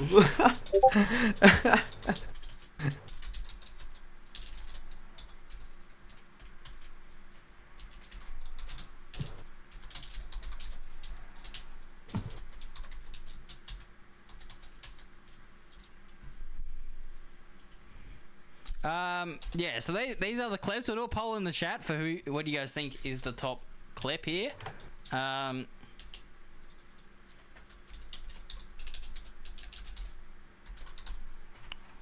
do I have another one? Wait, hang on. Oh yeah, Bobo. So chat, you got a 1 minute poll in the chat. Vote for what you guys think is the top clip. We're gonna bring that segment in quite a bit and try and have a little bit more production for the budget production here of me just opening Twitch tabs. But in future, we are going to hopefully get ourselves a little bit more production value and get some more good old fashioned Valorant coming your way. So Diggsy is back, and I believe I should be back on here now. Yes, here I am. Hello everybody. So yeah, those are your clips there. Get your votes in and we'll see. At the moment it looks like Mercer's 4K clutch is leading at the moment. Hello Kaniri as well. Can you yap and rap about how everyone calls me OCE Aspas? Mate, you missed the glaze for yourself, mate. You gotta go back in the VOD now and watch. So yeah, on God, I voted for myself. That's based though, Mercer. You're playing phenomenal Valorant right now. Like I said, I think one of the best individual performances coming out. Mercer stopped voting for yourself. Well, Mercer's clutch apparently was the top play there according to the votes. So congratulations, Mercer. You got the play of the group stage. But in the playoff chat, we're gonna get a lot more clips. We're gonna try to get maybe like 10 clips of all different teams, try to get 1 clip per player. But like I said, I was literally doing this until 7 in the morning. I had a nap, I woke back up and I'm like, I need clips. So I just went through my own thing. Do you hate me? Where are my clips? No, I don't hate you, Echo. Like I said, I literally only went on my channel. I wanted to get some clips from other channels, but I couldn't find anyone else's VODs. It was all a disaster. But okay. Start casting, guys. Like maybe you can like cover your game probably much more quicker that way. Chat, we're gonna do something else with you guys in the chat here. Is we're gonna do our own predictions, and then we're gonna get chat to vote for predictions. It's gonna be a bit chaotic, but we're gonna cook up the chat. We're gonna give you guys like a minute on each vote to see what you guys want to order everybody. Here comes the caveman curse. What are you, bro? What? Should we do me next? Should we do Diggs' predictions first, mate? Should we do this guy's predictions first? What do you think? The caveman curse is gonna says. Listen. Everyone needs to check for Skelty. Make sure he's okay. Yeah, I still don't think he's recovered. Coin flip it. Coin flip. Skelty is not recovered from my caster curse. That was a disaster. But oh man. Listen, Diggsy, mate. Listen, let's start with your predictions though, because I've had enough yapping about all the clips. So let's get yourself to go through. These are the top 8, and you've got Full House coming out on top this year. Oh, this split. Listen, I know it's a bit out of the gate to actually just pull Full House and like a top spot. Mainly for me, it's because as I mentioned before, probably like in the beginning, they pretty much have the tools. And for me it's about like as I mentioned before, like pretty much like my hot take in regards to this team in particular is they're the most strategically complete team in Oceania, even probably more than E-Kings. Okay. Yeah. Cool. It is like a big call. I know I'm gonna like if this falls through, I know I'm gonna get in there, but again, like this is pretty much a call out to anyone. Like no team is currently like safe. You have a playoff run if you choose it. Yeah. Yep. And this is pretty much why I put Full House for me in my top spot. Like I'm rooting for the underdog here, pretty much essentially. And if I did put up a score in terms of like possibly like a grand final ish, it's most likely going to be a 3-2 against E-Kings. Okay. Like it's gonna be that close. It's not gonna be like a 3-0 sweep or anything particular. And pretty much like my mindset in regards to just researching and just looking at everything in regards to towards this team, and this is not a call out to E-Kings at all. Pretty much statistical underdog does not mean a tactical underdog at all. Yeah, right. You know what I mean? Like in terms of like this group in the group stages, as I was looking in regards to the groups that Full House was being tested on, they they pretty much like for me it teeters off towards like you're looking at three teams and or 4 teams that can actually like contest in beating Full House in general, like in terms of even just like taking a series off of them. And Yeah. pretty much essentially for me, the group B for me was the group of death. Yes. Well, Yeah, and in regards to like in comparison towards like it was group a lot, A for me, lot it was just closer, like I 3. believe. Yeah, it was a lot Yeah. closer. Yeah. But And- the other picks that you have here, right? Obviously, you have OG and Venus Side Hustle down there, and look, OG, I think there's not really too many expectations for them, and I think that is going to help them. But you've got Hornswogglers there in 5th and 6th with DXA. So you think DXA, they're going to get themselves a series win against one of these teams and then go out? Is that kind of where you're sitting at the moment? Because just so you guys know in the chat, 1st to 4th is like all together, and then 5th and 6th, 7th to 8th is essentially the same Yeah. position in this knockout. Essentially for me, for like my hot take in regards to Hornswoggle, why I managed to just actually at least put them in towards the 5th and 6th positions, is because to me in particular, like in regards to like looking at the stats as well, provided quote unquote they get their shit together. Sorry. That's alright, mate. It's a podcast. They're pretty much like not my a hot take regular for cast. Hornswogglers in particular is if you're listening to this, like listen up. This team is pretty much for me one patch away or one role change away from being a top 3 team. Sorry, who was They- this again? they Was have- this Hornswogglers? Was this... Yeah, this for me, this is Hornswogglers. Yeah. Like because their macro is good, the role structure is quite stable, and Xenox has been for me is pretty much the player that feels like has been doing too much. It has a lot of eggs in their Oh. basket in regards towards this one. The Xenox Glaze coming out. Xenox Henry happy You with know, that. Azo, you like, heard take- listen, you heard take Big Z some- Azo. He said, get your shit Like together. for me, yeah, for me, take off some heat in regards to Xenox and have a good supporting cast in regards to how this team structurally plays, and you have an identity for yourselves as it. You managed to do an upset before in regards towards a lower bracket run, possibly like last year.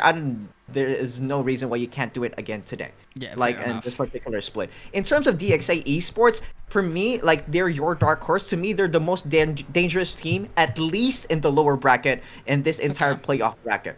Because Yeah. Indra is statistically one of the most dominant duelists that I have seen in this particular group in a while, and they're playing with zero pressure, like zero. Like for me, this is like the team that's constantly like being looked at and like being brushed off. But like that is not the case for me. If you give this team momentum, their confidence, their firepower, they can snowball maps really fast.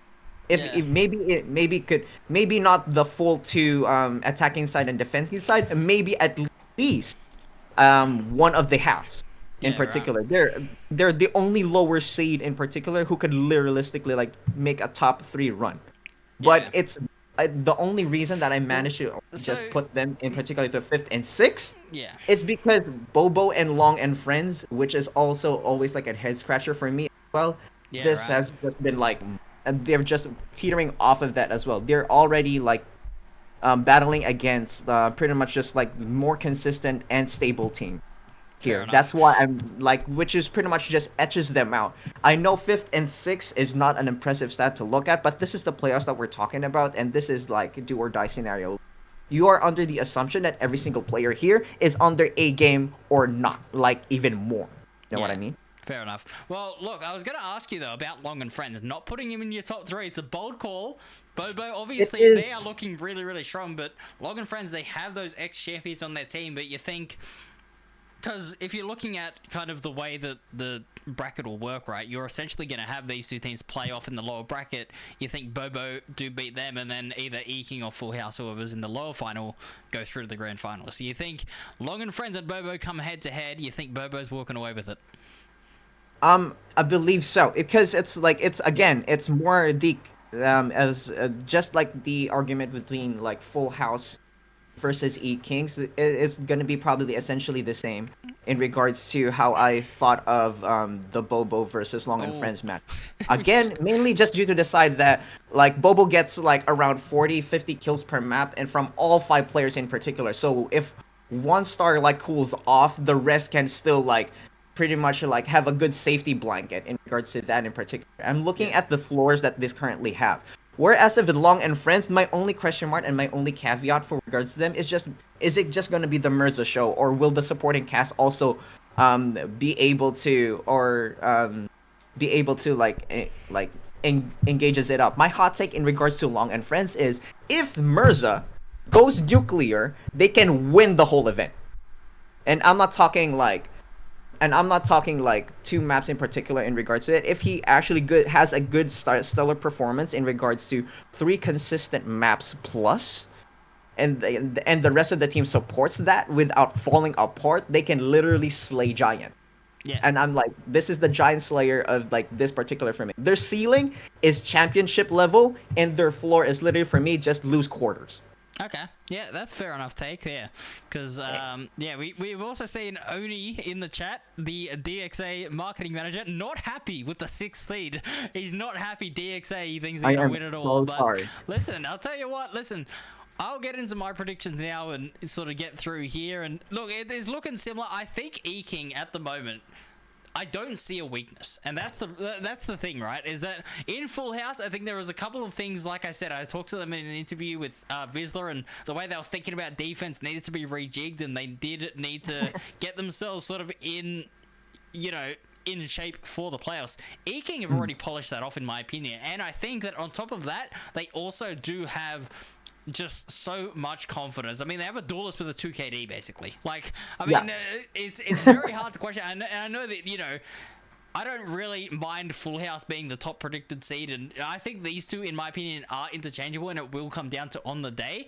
And I think the one thing that Full House probably do have that favors your prediction of them winning is that core roster I was talking about that had been getting those second places consistently. They were known for grinding teams into the ground and having slower starts. Now they're having the faster starts and things start to even out, but they're ending up having enough of a lead to finish it off. So that could be a factor. And look, if Full House go on and win it, I'm also gonna be not, you know, overly surprised. I would be surprised to see E-King go down, but I think that those two teams, it is going to come down to on the day, and I think there is a little bit of a barrier between the rest, but Long and Friends, in my opinion, they do slightly edge out Bobo, so I'm the opposite to you in that I think that their firepower and their experience is simply something that you cannot ignore, because you look at the way Mirza played, obviously, and he's hyping himself up in the chat saying he is the Giant Slayer. It's not the team, so he's obviously full of confidence. But Kiss is a phenomenal player and has duelist level mechanics from last year, being their main duelist. You have Long, obviously, like we said, the brains of the team, being the ex-coach, and obviously you've also got Mike playing a phenomenal role in the team. And I think that, you know, all of these factors lead to them. I think individual star power is going to come out on top in some of these games. And you talk about finals, and you talk about the way that they are going to be playing, and Chopin as well, by the way. Sorry, I missed that name as well. Chopin playing phenomenally as well, completing the team. Shout out to you, mate. I didn't mean to like ego you or anything like that. But yeah, look, I think individual firepower and individual moments is what wins you finals games, right? And I think Bobo do have better team play, but I think that the individual quality is really, really insane to see. Now, looking at the rest of my picks, I've got DXA in 5th place, and Oni, I know you're raging about it.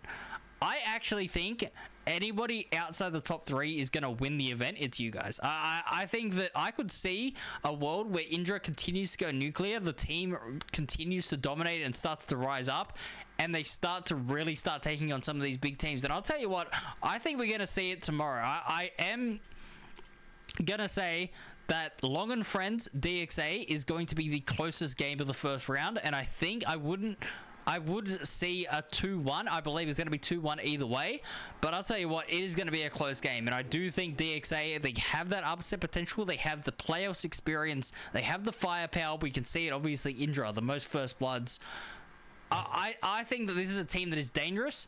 Do I think that on paper, if you put them against them and they play best of 5s against everyone, I think this is where you put them in 5th spot. I think that, you know, they would have a lot of 3-2 results against these top 4 teams, but do I think they get over the line? Unfortunately, I think at this stage, on paper, no, but hey, listen, paper doesn't mean anything when you're clicking a mouse, so we'll see what they do in the server. I've got Hornswogglers there as well, who, in my opinion, Hornswogglers is just too inconsistent to put higher. I can't put them in the top 4 because of their consistency, and that is the issue. Again, we can talk about, you know, obviously there was a couple of moves going on, but I just think that, especially when they come up against E-King in the first game, and I don't think it's controversial to say they are heavy underdogs going into that game, they're gonna, if things go the way people predict and E-King do end up winning that, they're gonna have to go on a lower bracket run from game 1 to go all the way to the grand final and win it. Do I think this team has that consistency? They've proven that so far in the group stage they haven't, so I can't put them into that top 4. The thing with Venus Side Hustle, I think, it has to be said, they just, that shaky loss to Source Gaming, and it was a phenomenal comeback. Like I said, we can talk all the positives we want, but you've also got to look at the flip side. If you're dropping if you're dropping a lead, and they were leading on map 2 as well. I believe they had like a 2 or 3 round advantage heading into the overtime, which they then lost. When that type of stuff happens against teams that aren't even in the playoffs, you've got to have a big question mark on them, and they themselves are capable. Like I said, they're a good team on paper. They have experience, and I think that all 8 teams are good on paper, right? I don't think there's any quote-unquote bad players in this event, but I think that as a team, you look at the results, for me, they are not consistent enough to be, in my opinion, winning a series against the other top teams when they're dropping rounds like they were in previous series against Source Gaming. They even against Chucky Foxes, who were a quality side, but they had a 2-1 game against them, which one of those nights were overtime. So they've had 2 series against non-playoff teams where 1 they lost and 2 they barely won. And for me, that kind of just puts them just not quite at the level of playoffs. And I think OG, for me, just comes down to experience. They just haven't been in the playoffs before. I think they're going to be competitive. They're going to fight hard. I don't really see them taking on Full House. And then, I mean, look, it depends on how the playoffs works. If they're playing either Long and Friends and DXA, I think that both those teams have enough experience to put them away, depending on the way the bracket goes. I'm not too sure if they're going to play them or if they're going to play the other side of the bracket. But we'll see. We'll see how that kind of goes. But in my opinion, I just think that OG don't have the experience to put up when you measure it against the other 7 teams. I agree with that sentiment as well, because OG, for me, like, on paper, they're pretty much like, it's not a knock into any of these. Well, like I said, like, if they have the right tools and the right environment as well, it's growing their skills in regards to here. But OG, for me, strikes off the teams that's just the weakest playoff team on paper. Yeah. But most likely to pull like a weird upset, and that's what I'm currently banking on as well, because there's no standout stats, no big names. There's exactly like, this is exactly the team that like you would like love to underestimate, like if you are in the playoff side. Like, if you start if just you're like OG, going off of it, you go underestimate us. Go ahead. Yeah, I agree with that. But I think the other thing that has to be noted though is their record on Split. Like, we were talking about how good Full House were, but this team as well, they're very, very good on Split. Their only loss was to Long and Friends, which is a 13-9. This is the team that we think is the weakest, by the way, and in my opinion, against a top 3 seed.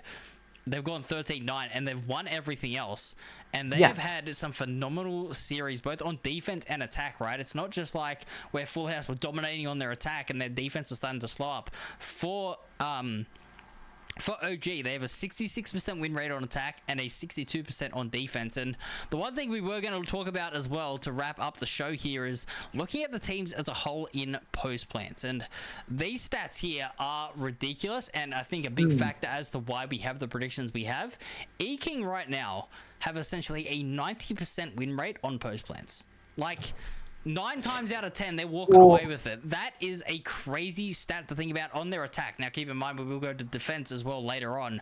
But this team right now, they consistently walk away with the wins. They consistently get themselves ahead in the competition. And if you look at pretty much everybody, bar Venus Side Hustle, they're all plus 60% win rates on this. And I think they're around 60% here, Venus Side Hustle anyway. So all these top 8 teams, when they get the spike planted, they put themselves in winning positions. But 90% for E-King, that is just absolutely absurd.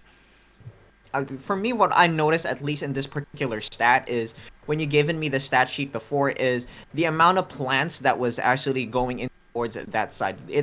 Sure, 90% might be a bloated number, even though it's just 40 plants, but we have to keep in mind that E is in the position that they have currently, because some of these rounds are just being won just straight through eliminations. It doesn't even have to be a plant in general. Yeah. So have this is a 40 very plants from dominant team. 111 rounds on attack. They're, guys, yeah, yes, I calculated every round they had on attack. Okay, leave me alone. I'm good with numbers. Yes. All right. Yeah. So they had Yeah. 111 rounds on attack. They had 40 plants, and they won 36 of them. Like, that is just crazy levels of guaranteed victories here. The other thing I wanted to note, though, is that they have 4 losses on post plants, and I believe 2 of them were from Merza's clutching on Icebox. So, like, 2 of them were just from an individual absolutely going nuclear and having performances like that, and then the other 2, I'm not too sure when they were. But to have that level of consistency, and basically the win con be somebody has to go nuclear against you, that is a very, very good recipe for success. Now, Full House as well in second seed. They're not second place overall on their post plants, as you can see. Long and Friends slightly ahead of them, but at 80%, they have 100 plants from 140 rounds. That is a spike plant percentage of 71.4%. 71.4% of their rounds, they have planted the spike, and they have gone on to win 80% of those rounds. So they certainly have a win condition there. And I mean, we were talking about E-King, as you said, like they've been eliminating everyone. Their percentage of planting is only 36%, but they've been fragging everyone out. So it's kind of a different story there. Looking over at Long and Friends, though, who, like I said, they have the second highest win percentage on their post plants on attack. 75.83% plant rate. That is the highest in the competition right now. Actually, no, second highest, second to Hornswogglers, who I believe I might have put the wrong percentage. Oh wait, no, that's their win percentage there. So yeah, the plant percentage of Hornswogglers is the higher, but the win percentage here for Long and Friends, 83%. They are just playing clinical. When they get an advantage, they don't let it go. It's really, really impressive to see. You've got Bobo there sitting at 67% plant percentage, 106 plants from 158 rounds. They have a 76% win rate. Venus Side Hustle, 115 plants from 170 with 60% win rate. Like we said, probably the one team that has been very inconsistent, and why those stats are the way they are is the reverse sweeps and the heavy losses they've had. DXA, a 71% win rate on their post plants. They plant the spike at a percentage of 68%, 111 plants from 163 rounds. OG as well. Look, they're keeping up in the stat department here. A 70% win rate on their post plants, 112 plants from 160 rounds, which is 70%. So they have a very high percentage of winning their rounds on attack, and it's good to see that they are getting themselves in winning positions. And Hornswogglers, they have 110 plants from 145 rounds, which is a 75.86% of planting, and they win 71% of their rounds. So it is good to see. All 8 teams have a very strong post-plant protocol going on. There might be a couple of holes and they might get exposed here, but on their attack here, Diggsy, I think it's clear to see why we have the standouts where they are on our predictions, but it's obviously really impressive to see that teams that get advantages across the board don't let them go. It's very crucial as well in a very like a good constant attacking as well. Like if you possibly apart from like E-Kings, the standouts for me in this particular team, like first of all, let me just like put things down real quick, and let me say that this is the most competitive VCL I've seen so far in like years. Like if you're doubting currently like the caliber of teams that are currently in the scene right now, that's why we've been pushing it to actually have eyes on it as much as possible, and this is the reason why. Yeah. Because like you've seen it in the stats department itself, like because they've been planting constantly. If it's not being planted, people get eliminated, and like they get eliminated in the most, not only the most like very scrappy fashion, but it's just the most entertaining fashion, to be honest. And if in my opinion as well, like call it calculated, call it all planned or everything that in particular. But again, like if you're gonna be watching, and this is pretty much probably like the most entertained I am in terms of the challenger. And I've been exposed to the French scene, exposed to the challengers North America as well. Like there's nothing like the OCE scene. We're one of a kind, mate. We are one of a kind. Yeah, and these stats show in particular as well. So if you are currently a team that are down in the dumps because we ranked you like undesirable I mean, ranking. predictions don't mean anything, right? You guys determine the results in the server. So Yeah, exactly. And I think the good thing about OCE is we do love our banter here. I don't think anyone's going to get offended over us rating anyone anywhere. But, Yeah. you know, it's all a bit of fun and games. But we will move on to our defense stats here. And obviously, nowhere near the 90%, but obviously, like we said, the retake is when you are at a numbers disadvantage. But look at these stats right now. Long and Friends currently leading the way on their retakes, by the way. With a 45.8% win rate on their retakes. They almost win half their retakes. And that is a scary factor for any team. That means the round is never done. Just because you get the numbers advantage, you got to pay attention. This team is coming for you. Oh yeah, definitely. It's in terms of like what impressed me the most in stat sheet that you've given me so far is pretty much E-Kings, because in both attack and defense, their win-loss differentials are always on the positive. Yep. Whereas for the rest of the team, that makes them a standout as well. Yep. And when it comes to teams like Full House, and the rest of the squad, what pretty much like stands out for me is the plants that they're currently like contesting in the rounds that they're Yeah. winning. You know, it's I think it's like a good contention for Full House to. You did mention before about like the defense and how it's affecting them so far. Yeah. 34% is like it's kind of just like It's okay. it's like a wake up call. Yeah. It's not easy to actually put up, but it's currently like a wake up call, and like if you need something to work on, Yeah. that's what the numbers are showing currently too. Well, I mean, so obviously how it's leading to those post-plant situations as well, right? Is that you're Well, looking yeah. at the stats here.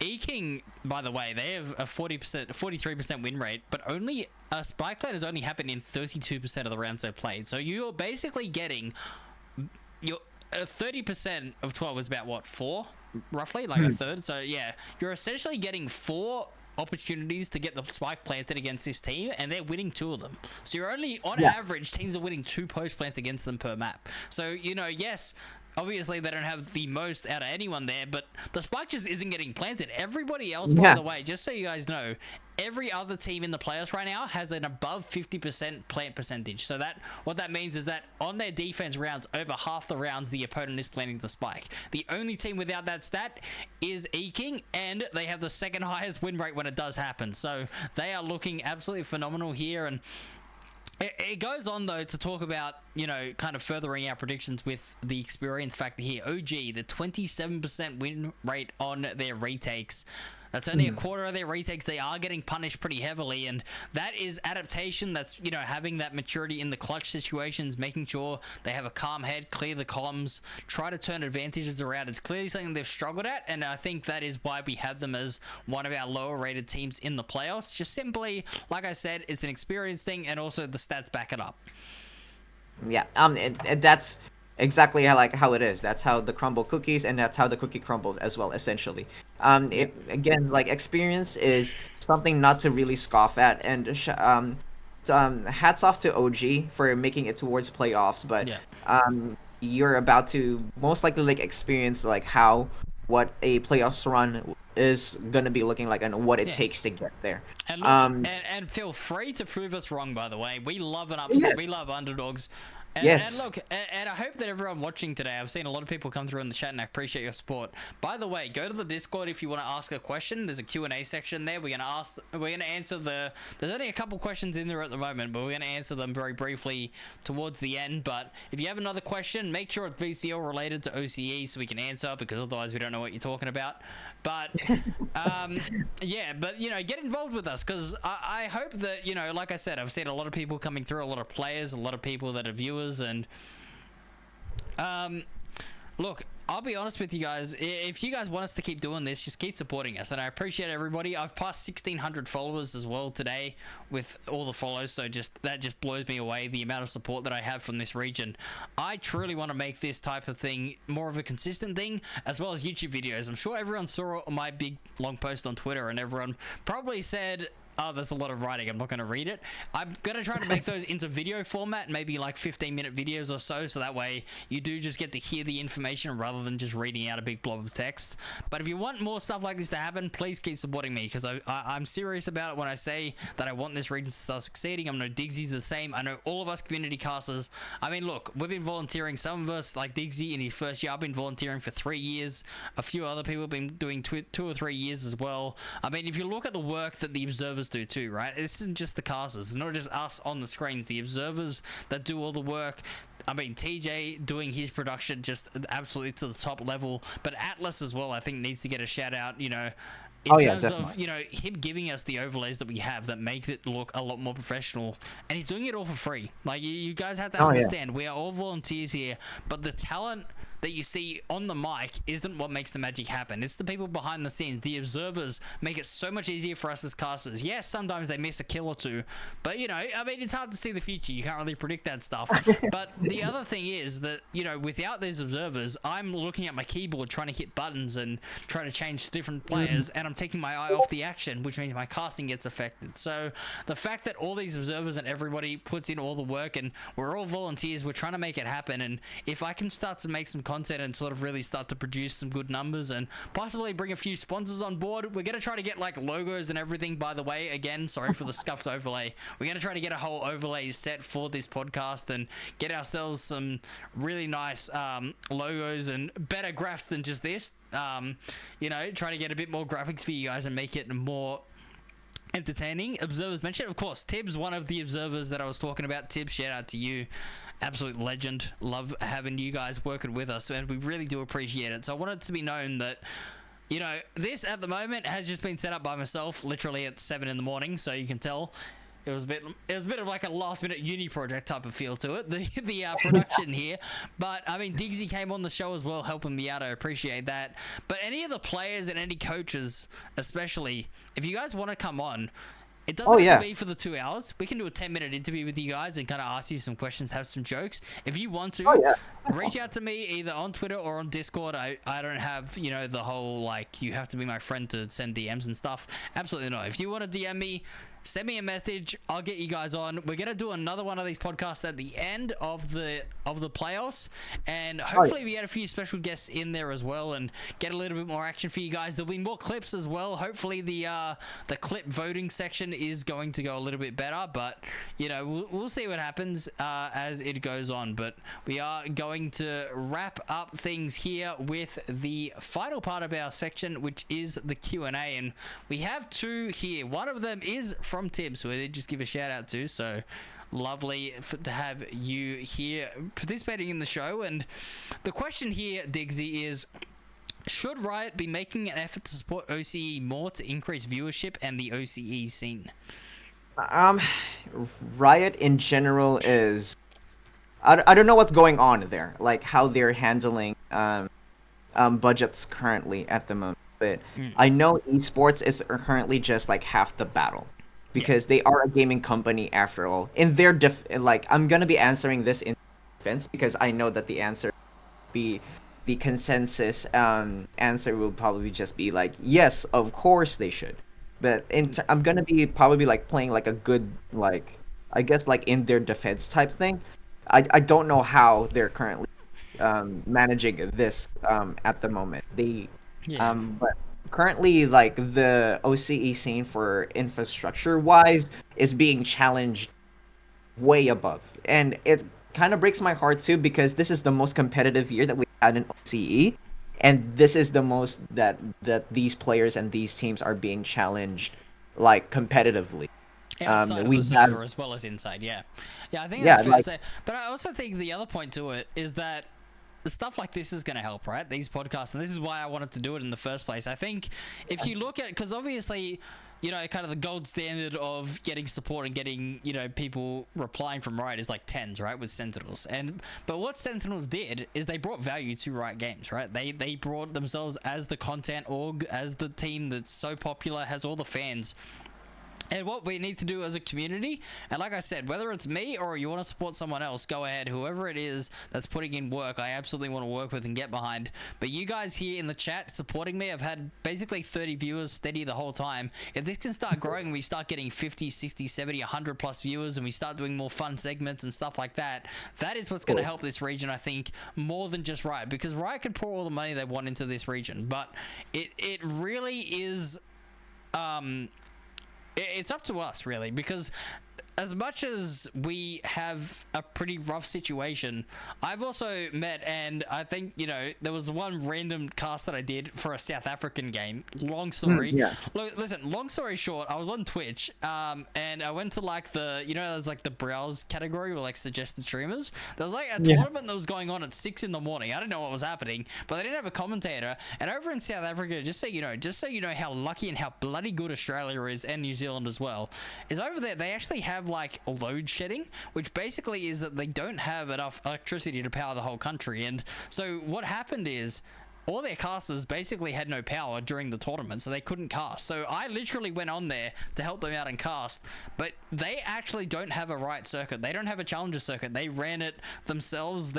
I met the guys that are producing it, and, you know, I doubt that they're watching this at the moment because of the time zones, but shout out to all of them. The work that they do is super impressive. So as much as we want to complain, we actually have a Challenger system. We have a couple of people in Riot, and I think it's up to us to show that we have value, because you got to bring value to a company for them to invest, right? At the end of the day, Riot Games are a company. They make more money off skins than OCE. That's just simply the fact of the matter. So I think that if I can keep doing stuff like this, if other people in the scene can also try to promote more positivity. Now, I don't, you know, I'm not going to be like some sort of hypocrite and say, oh, don't be toxic and ranked and stuff, because I've had my moments. Everyone knows about it. All right, I'm not a perfect person, but I think that if we as a community can start to talk about OCE more positively, not necessarily, you know, being fake and, you know, having fake comment, but genuinely going, hey, we actually have very good players, let's support them, let's get some content going. And by the way, any orgs in the chat as well, I mean, I know only you're in here with DXA. If you guys will have any content and stuff you want to do, I'm only too happy to help you guys out. If you're running like a 1v5 event with their players and see who can go the best, and you want a commentator, I got you guys. I'll help you guys out. I'll help any org that wants to do it. All I want is for us to start popping off on the viewership, and the only way we're going to do that, in my opinion, and the only way Riot are going to start to care, is if we bring enough value to them that basically we get too big to ignore. We make enough noise that they have to pay attention to us. And I think Tibbs, you know, I know I've gone off on a bit of a tangent. I think, yes, they could be doing more to help us, but we've also got to bring something to the table. Yeah, we kind of just like it's that case of like we kind of just like to meet them halfway, because we've seen like Ascension tournaments and like how OCE does, and we're no slouch. We're not some region that can just get kicked out in like the lower bracket rounds early. Like we get up there constantly. Yes, we're being beaten by teams that have proper esports structure in terms of like Japan, South Korea, and any other teams out there that in the Ascension tournament that has proper backing. But that's like, and that's probably like what we can currently have at the moment in terms of representation. But we all we need currently now is just pretty much just like dedicated eyes to our scene. And because if the scene just like disappears one day and we've made a good following out of it, people will be on uproar, and it's just not going to be OCE. Absolutely. Yeah, look, so look, I think Tibbs, you know, the answer is yes and no, right? Yes, there can be more done, of course. It's easier to say they got the money, they can do it, but I mean, what are they going to pull the money to at the moment? We don't have the infrastructure, we don't really have the following and the content, which is what I'm going to start trying to produce, and hopefully that makes a difference. And if we get as big as possible and we start to get some sponsors ourselves, maybe we can start running stuff too. Also, hello Nami, welcome in. You have come in towards the end of the show. We are doing a Q&A section. The next question here is from Echo, and he said, who are your underrated players in the playoffs to look out for? So who are the people we haven't mentioned so far? Is there anyone that you know sort of you think is going to have a standout in this competition? I know that I haven't given that much love currently this whole podcast, but like for me it'll just be straight away just Vizsla. Getting the burden of taking out taking out the IGL role off to him and being able to just roam freely across the map is such a huge improvement. If anything, like in terms of players that have excelled from previous performances in regards, and then fast forward to now, possibly like Vizsla will be one of the players that has shot up in that category. And it really shows the way that he plays and the way he manages to just squeaks by for some reason in every round. Like that game in Pearl, where he still manages to actually get through spawn, and go in for the pinch, and like the other with the opposite team like unaware. That's just something that you kind of just want to be as a player, like as a sentinel main, like, and that's the type of timing always yearn for. And as a viewer, for me, that always just stands out. I know there is a lot of players to watch out for in the list that I'm here. Sorry, like Minimize, Mirza, Vex, Feta, I wouldn't Nas. necessarily call them underrated, though. You know what I mean? Like, I wouldn't say they're They're underrated. the players to watch out for. They're the players to watch out for in particular. They're the standouts for me. But in terms of like the players that had like don't get enough eyes on me, that would be like Vizsla would probably be the one from I were to pick. What about you, K-Man?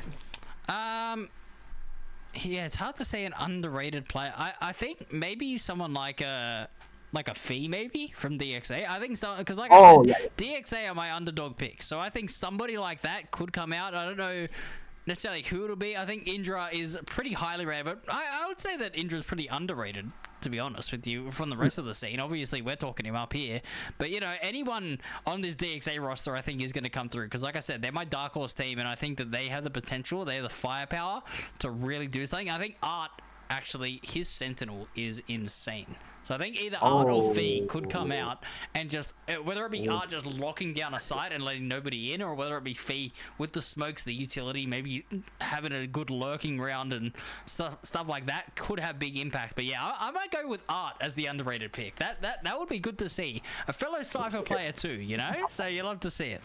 Now, there is one final question here from a Preggy. He said, who are your predictions for who are your top 4 teams to play us? Well, we already have our predictions, but we'll go through them again just to get it up on the screen for you, Preggy.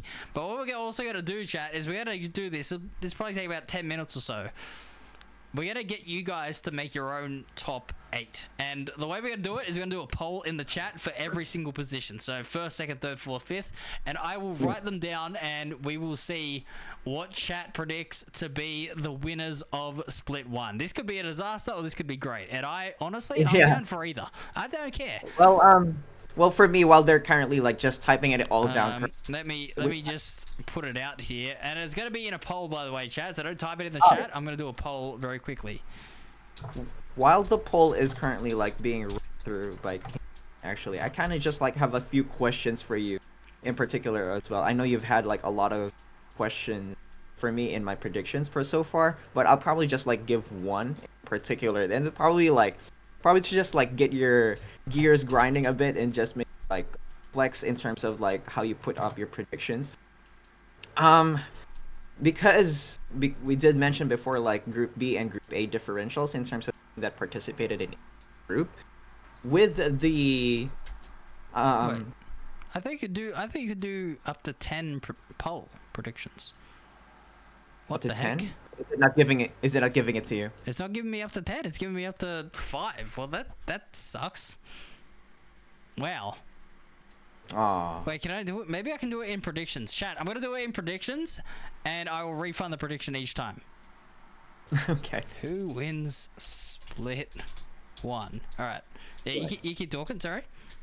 Yeah. So in terms of like how they performed in particular, particularly E-Kicks, my question for you is, have they peaked too early? Like, and are they more beatable in playoffs than people? Because for me, like, what my hot take in particular for this particular is they went undefeated without real resistance. No full best of threes putting push to the brink, not anything like that. But now that Full House and Bobo are in the fray, and will they be able to at least maybe show cracks? And also, they haven't had to adapt like series all season as well. So what happens if they do? I think they're too experienced. I think that's the issue, right? The issue is just it comes down to the experience, and I think they simply have too much. So chat, we are doing the prediction now in the chat to 2 minutes, and like I said, I'm refunding the prediction afterwards. So just put like whatever you want on there. Whoever puts the most channel points on will be obviously skewing the votes a little bit because we can't do it in the poll. But yeah, there's 2 minutes, chat. Who do you think wins it all? And we're gonna do this for all of them. So. Yeah, okay, so you're saying what if E-King don't continue to stay on the trajectory they're on? Yeah. I don't know if that could happen, to be honest with you. And the reason I say that is very, very simple. It's simply because I think the experience that they have, the determination to go to Ascension because they missed out last year, they have that hunger, and I think the experience just puts them on top. The fact that we have not seen a team be this good in however long, like I've never seen a team dominate the group stage and look unbeatable, and that is to me why I have them as our top seed here. And I know that, you know, last year I had some crazy predictions. I had a team that was outside the top 8 make top 4, and that didn't happen. But Yeah. I think that they're simply just too good at the moment, and I think that is the way things are going to go. And yeah, at the end of the day, if you're looking at the way that people are going to predict, I think that people are going to sort of follow that trajectory of E-King. As we see with 30 seconds left, 90% of the channel points are with E-King. So yeah, we will be seeing, I believe, that is going to be the top.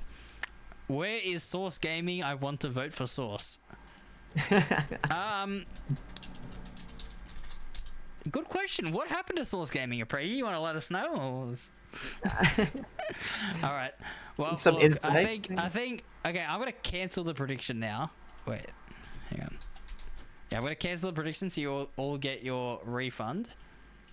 We delete the prediction and return points. There we go. And then we do another prediction. Okay, who comes second? Full House, Long and Friends. Bobo. Okay, wait, hang on, chat. I know this is gonna take a little bit longer than what I was planning because I couldn't just do it in a poll, but it is what it is. DSA. Why is Keyman flaming the team? Is the team? I'm not flaming your team.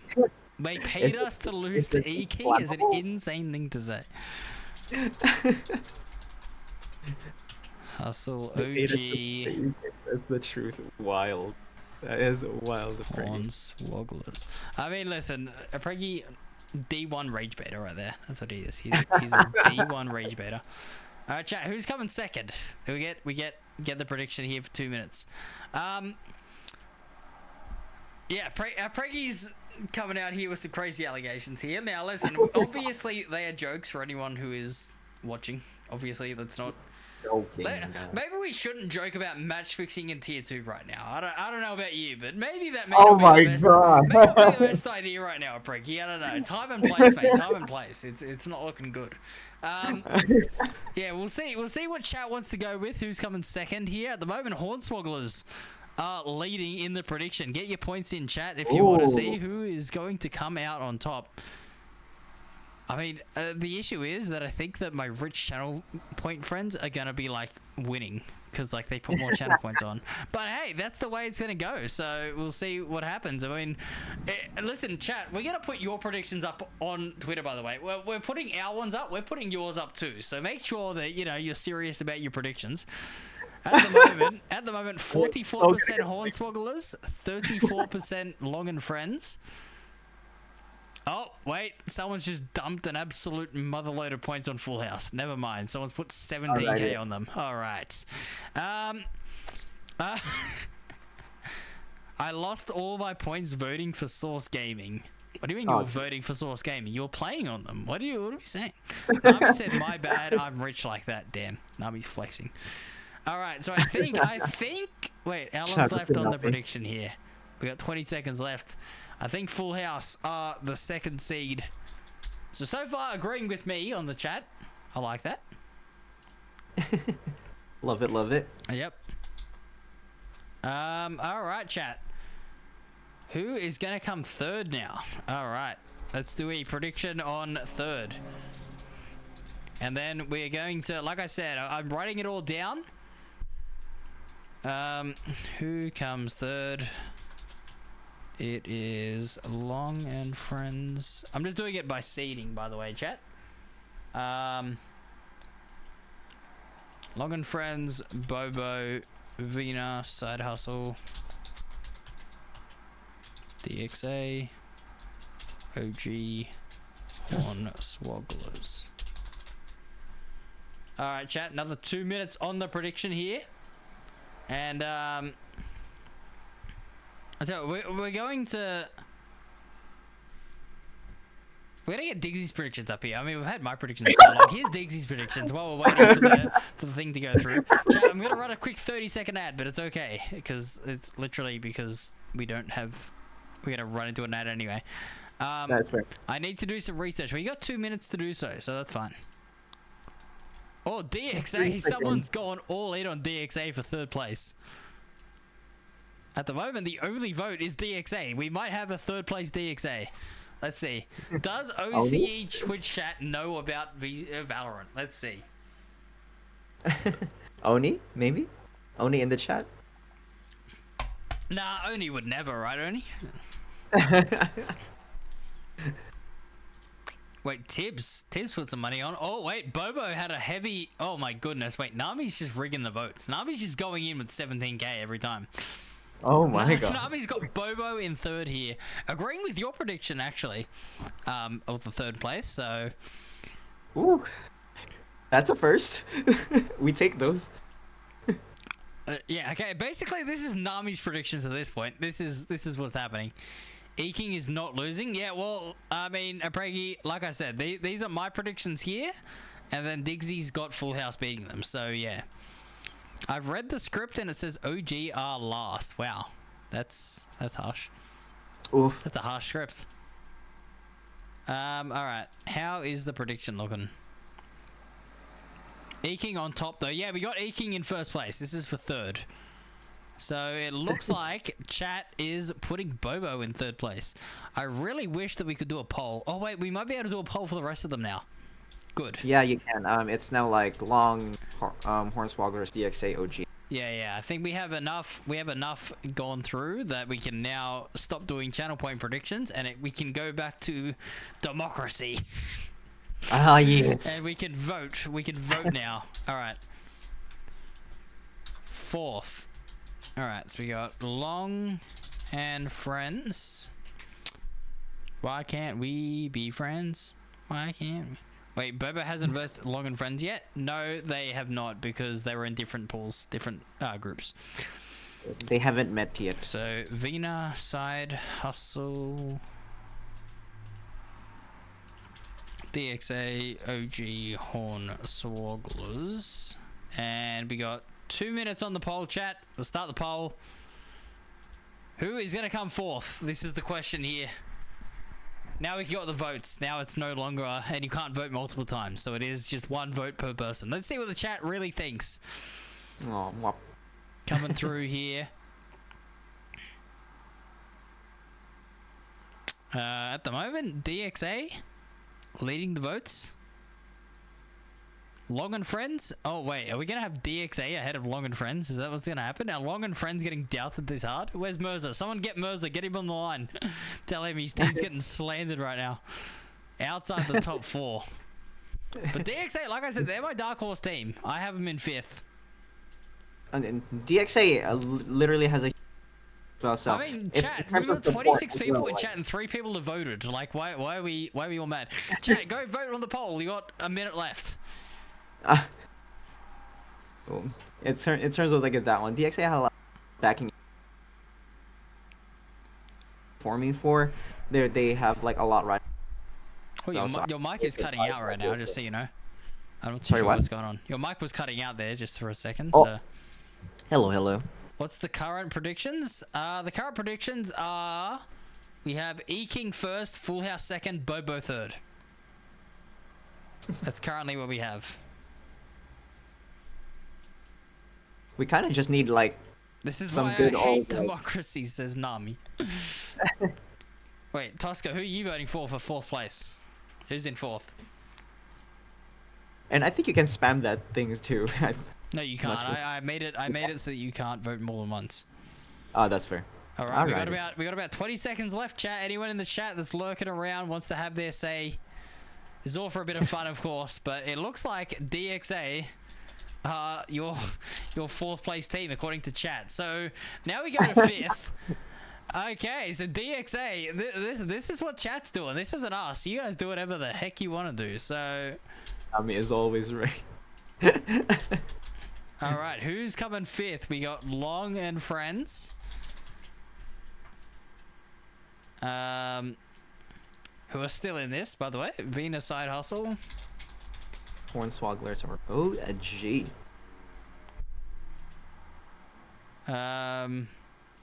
Yeah, OG and Hornswogglers. All right, chat. 2 minutes on the poll yet again. DXA are fan faves. I love to see it though, Gamer Glitch, and a shout out to you, mate, with your VLR Community Cup. I hope that's going well. Unfortunately, as you know, playoffs are on, so I won't be able to cast the games on the weekend. But I hope you guys are going well, and I hope the whole tournament's running well, because you guys doing good work over there. Chat, shout out Gamer Glitch. Shout out VLR Community Cup. They're doing good things for us as well. So that's what I was talking about before when I was talking about Tibbs' question about what can Riot do more. I think we can also do more Community Cups and stuff like that. We don't need to put tens of thousands of dollars on the line. We just need to make sure we're getting ourselves a good scene. If I can start making some content, getting some notoriety around it, get some popularity up, that is what's going to lead to us going up in the world. So that is kind of where I'm at the moment. And it looks like we have a unanimous vote for Long and Friends right now. Everyone's had enough of the slander. Hey, listen, this is chat though, by the way. Listen, if Mirza comes in the chat and starts flaming me, this is not me. I haven't voted.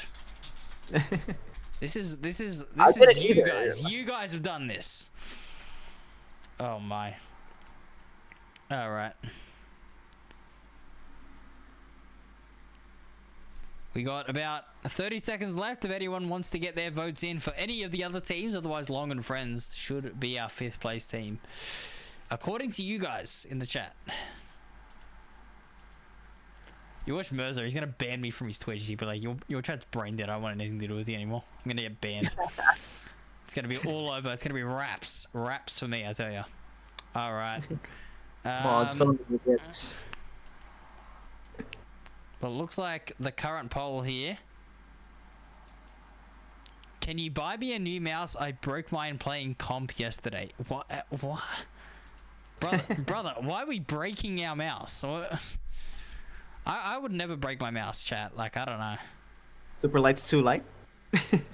Yeah, it breaks too easily. I can't afford it. I can't afford it. It breaks too easily. All right, chat. We got our final three. Who are we going to be predicting?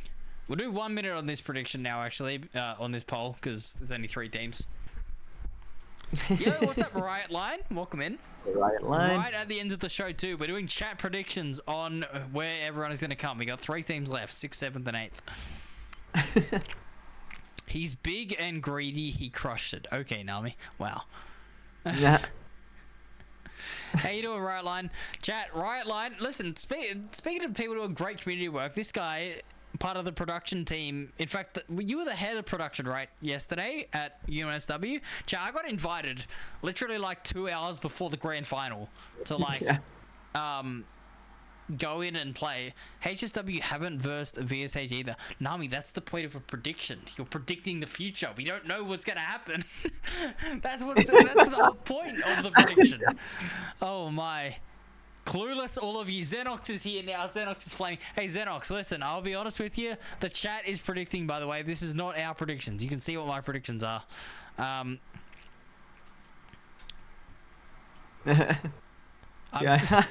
just saying, man, don't piss me off. Okay, my bad, Nami. Jeez. All right, so we got Venus Side Hustle in 6th. Chat, listen. Everyone thinks that everyone thinks Hornswogglers in shambles now. Apparently, whatever's going on there is going insanely deeper than what I thought. Yeah, everyone was flaming me. Apparently, Okay, 7th or 8th? Who's gonna come where? OG's leading the poll. Oh my. Oh my goodness. Oh boy. We've actually got Hornswogglers potentially in 8th seed according to chat. Oh. Potentially. We can still get some chatters in here, get some voters. Yo, Xenox. Xenox, you gotta call your boys in. There's 4 votes. If you get 5 of you in here, you outvote them. And that's 7th. And pretty much 7 and 8 are like essentially the same thing, no? Freggy said this has got to be 8 out of 10 rage bait. Who is voting for OG? Oh no. Listen, hey, this is chat's prediction, by the way. Hey. Which means Hornswogglers. Okay. Obviously, we're not voting Hornswogglers because they're meant to be number 1. Well, number 1 was unanimously voted E-King, so I don't know. It is OG. Okay, chat. Let me just... Hang on. I gotta switch seeds again, so... Unfortunately, we are no longer going to be able to see Digsy's beautiful face, but we are going to have to... Chat, here are your predictions. Just so you know, these are your predictions right here. Split 1 playoffs. We have E-King winning it all, according to chat. Probably not the most controversial. We got Full House in 2nd. I'm going to quickly take a screenshot of this. I'm uploading this, chat. This is... You guys did this, by the way. Okay. Full House in 2nd. Bobo 3rd. DXA 4th. Long and Friends 5th. V and a Side Hustle 6th. OG 7th. And Hornswogglers to get knocked out. Absolutely... Absolutely no faith in Hornswogglers. Hey, listen. Chat, I got flamed for my predictions last year. And all I want to say is that I got 7 of 8 of the top 8 right. I only didn't get that one team that I'm not allowed to mention now, you know, because I can't curse them ever again. I only got one team wrong that ended up not making it. I got 7 out of 8, and you guys are out here just completely torching Long and Friends outside the top 4. They might be cooking. You never know. It's a prediction. I mean, listen, they could be at the moment. Listen, so chat, yeah, you guys did that, not me. Are they cooking sushi? So, yeah, I'm going to quickly take a screenshot of all of these other predictions, right? And I'm going to upload them to Twitter because you guys need to be named and shamed. I cannot believe it. But, you know, listen, we will see. Maybe chat cooked. I mean, someone did just bring out a point. Maybe chat cooked. We don't know. They could have the answers that we don't. Yeah. They probably had a Ouija board of some sort. They probably had, like, someone helping them out from other dimensions.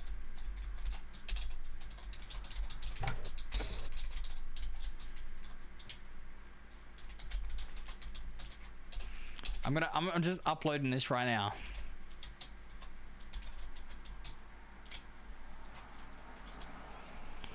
Alright, there's my predictions, and Digsy's predictions are here.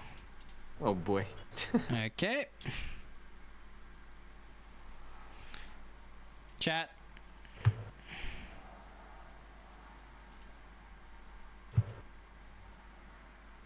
I cannot believe these are the predictions. So, yeah, I don't ever want to be flamed on my predictions again if this goes badly. To this scene, get off my desktop.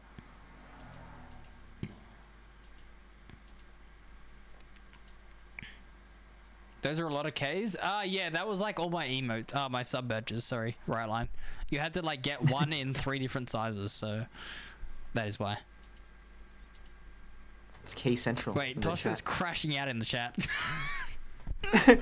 I can't see at the moment. Let me check. It's okay. Don't worry about it. Don't worry about it. Listen, it's all good. Chat, that does wrap up episode 1 of the Yap and Rap. This is a great episode, I think. I think it's a great start. Chat, let us know. Do you guys want special guests on next time? Like, do we want to let's get Nami in here. Let's get Nami's hot takes, because Nami's got a lot to say in the chat. You want to come in here, Nami, and have a bit of a chat with us? Episode 2 when? After playoffs, Tosca. Maybe it'll be on Wednesday night again. We might do it literally in a week's time and talk about it. No, Oh please. yeah, there's a lot to talk about I'm as well. sorry. Nami said, no, please, I'm sorry. Doesn't want to be on the show. Unfortunately. This will be uploaded to YouTube as well, chat. I'm going to upload it to my channel, and we're going to start to Oh, get more consistent content going through. Tosca said, if Nami's guest, I will watch the whole time. Nami, do you care about the viewership? We get the Tosca. Yo, chat, what about we get Nami and Tosca in? What we get them both? Thoughts? My mic is Literal broken. flat chat going on. I'm begging like the E-Boy Jet in your Swift play. Oh my. Oh my lord. That is crazy. Tosca begging is not surprising, but very on brand. All right. Listen, Preggy, if you wanna come in and you wanna do it as well, like chat, we can get players, we can get coaches, we can get other casters as well. Obviously, I'm happy to get absolutely anybody, so I don't mind. We can get Miracle in here. I'll get Miracle on, the Singaporean goat. Oh, that's fair. That is so true. Can you DM me your best leg spin ball? That's not how that works, Preggy. What? What do we very talented and knowledgeable cricketer right there. All right.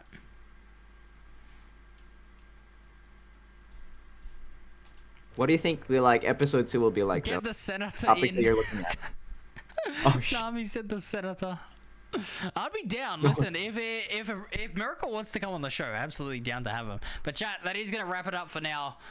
2.5 hours. That's a pretty good podcast there, I'd say. I hope you guys enjoyed it in the chat. You guys have been hanging around having jokes. We'll do a lot more chat interactions as well. Like, I actually like that element of getting you guys in and getting everybody, getting their opinions and their thoughts. It'll be obviously the Q&As. Hopefully we get a few more questions in the chat in the future episodes, but I hope you guys have enjoyed. I hope you guys have enjoyed our yap. And Diggsy, mate, it's been good fun. I think we both got to say, I enjoyed your company here tonight, and it has been very good to sort of get an insight, and hopefully for anyone in the scene who is new and curious about challenges, tuned in at some point and learned something. Likewise as well. Thank you so much, K-Man, for bringing me in for the first episode. Nonetheless, it's a humbling experience trying to do as much research as I can. And in regards to getting in towards this podcast, there is so much more to talk about. Not enough time to go in that. Possibly probably a regulation soon, in terms of for episode 2, but possibly get some good old guests in particular, share some banter a bit with the chat. But I really love what I've experienced today as well. Hope the chat did too. Absolutely. Well, listen, for you guys to know, tomorrow the only match that is going to get broadcast at this stage is E-King versus Hornswogglers. I know, I'm sorry, there's only 1 out of the 4 I'm working, otherwise I'd be casting. I'd cast all 4 of them. I mean, I'll be honest, I've got all day.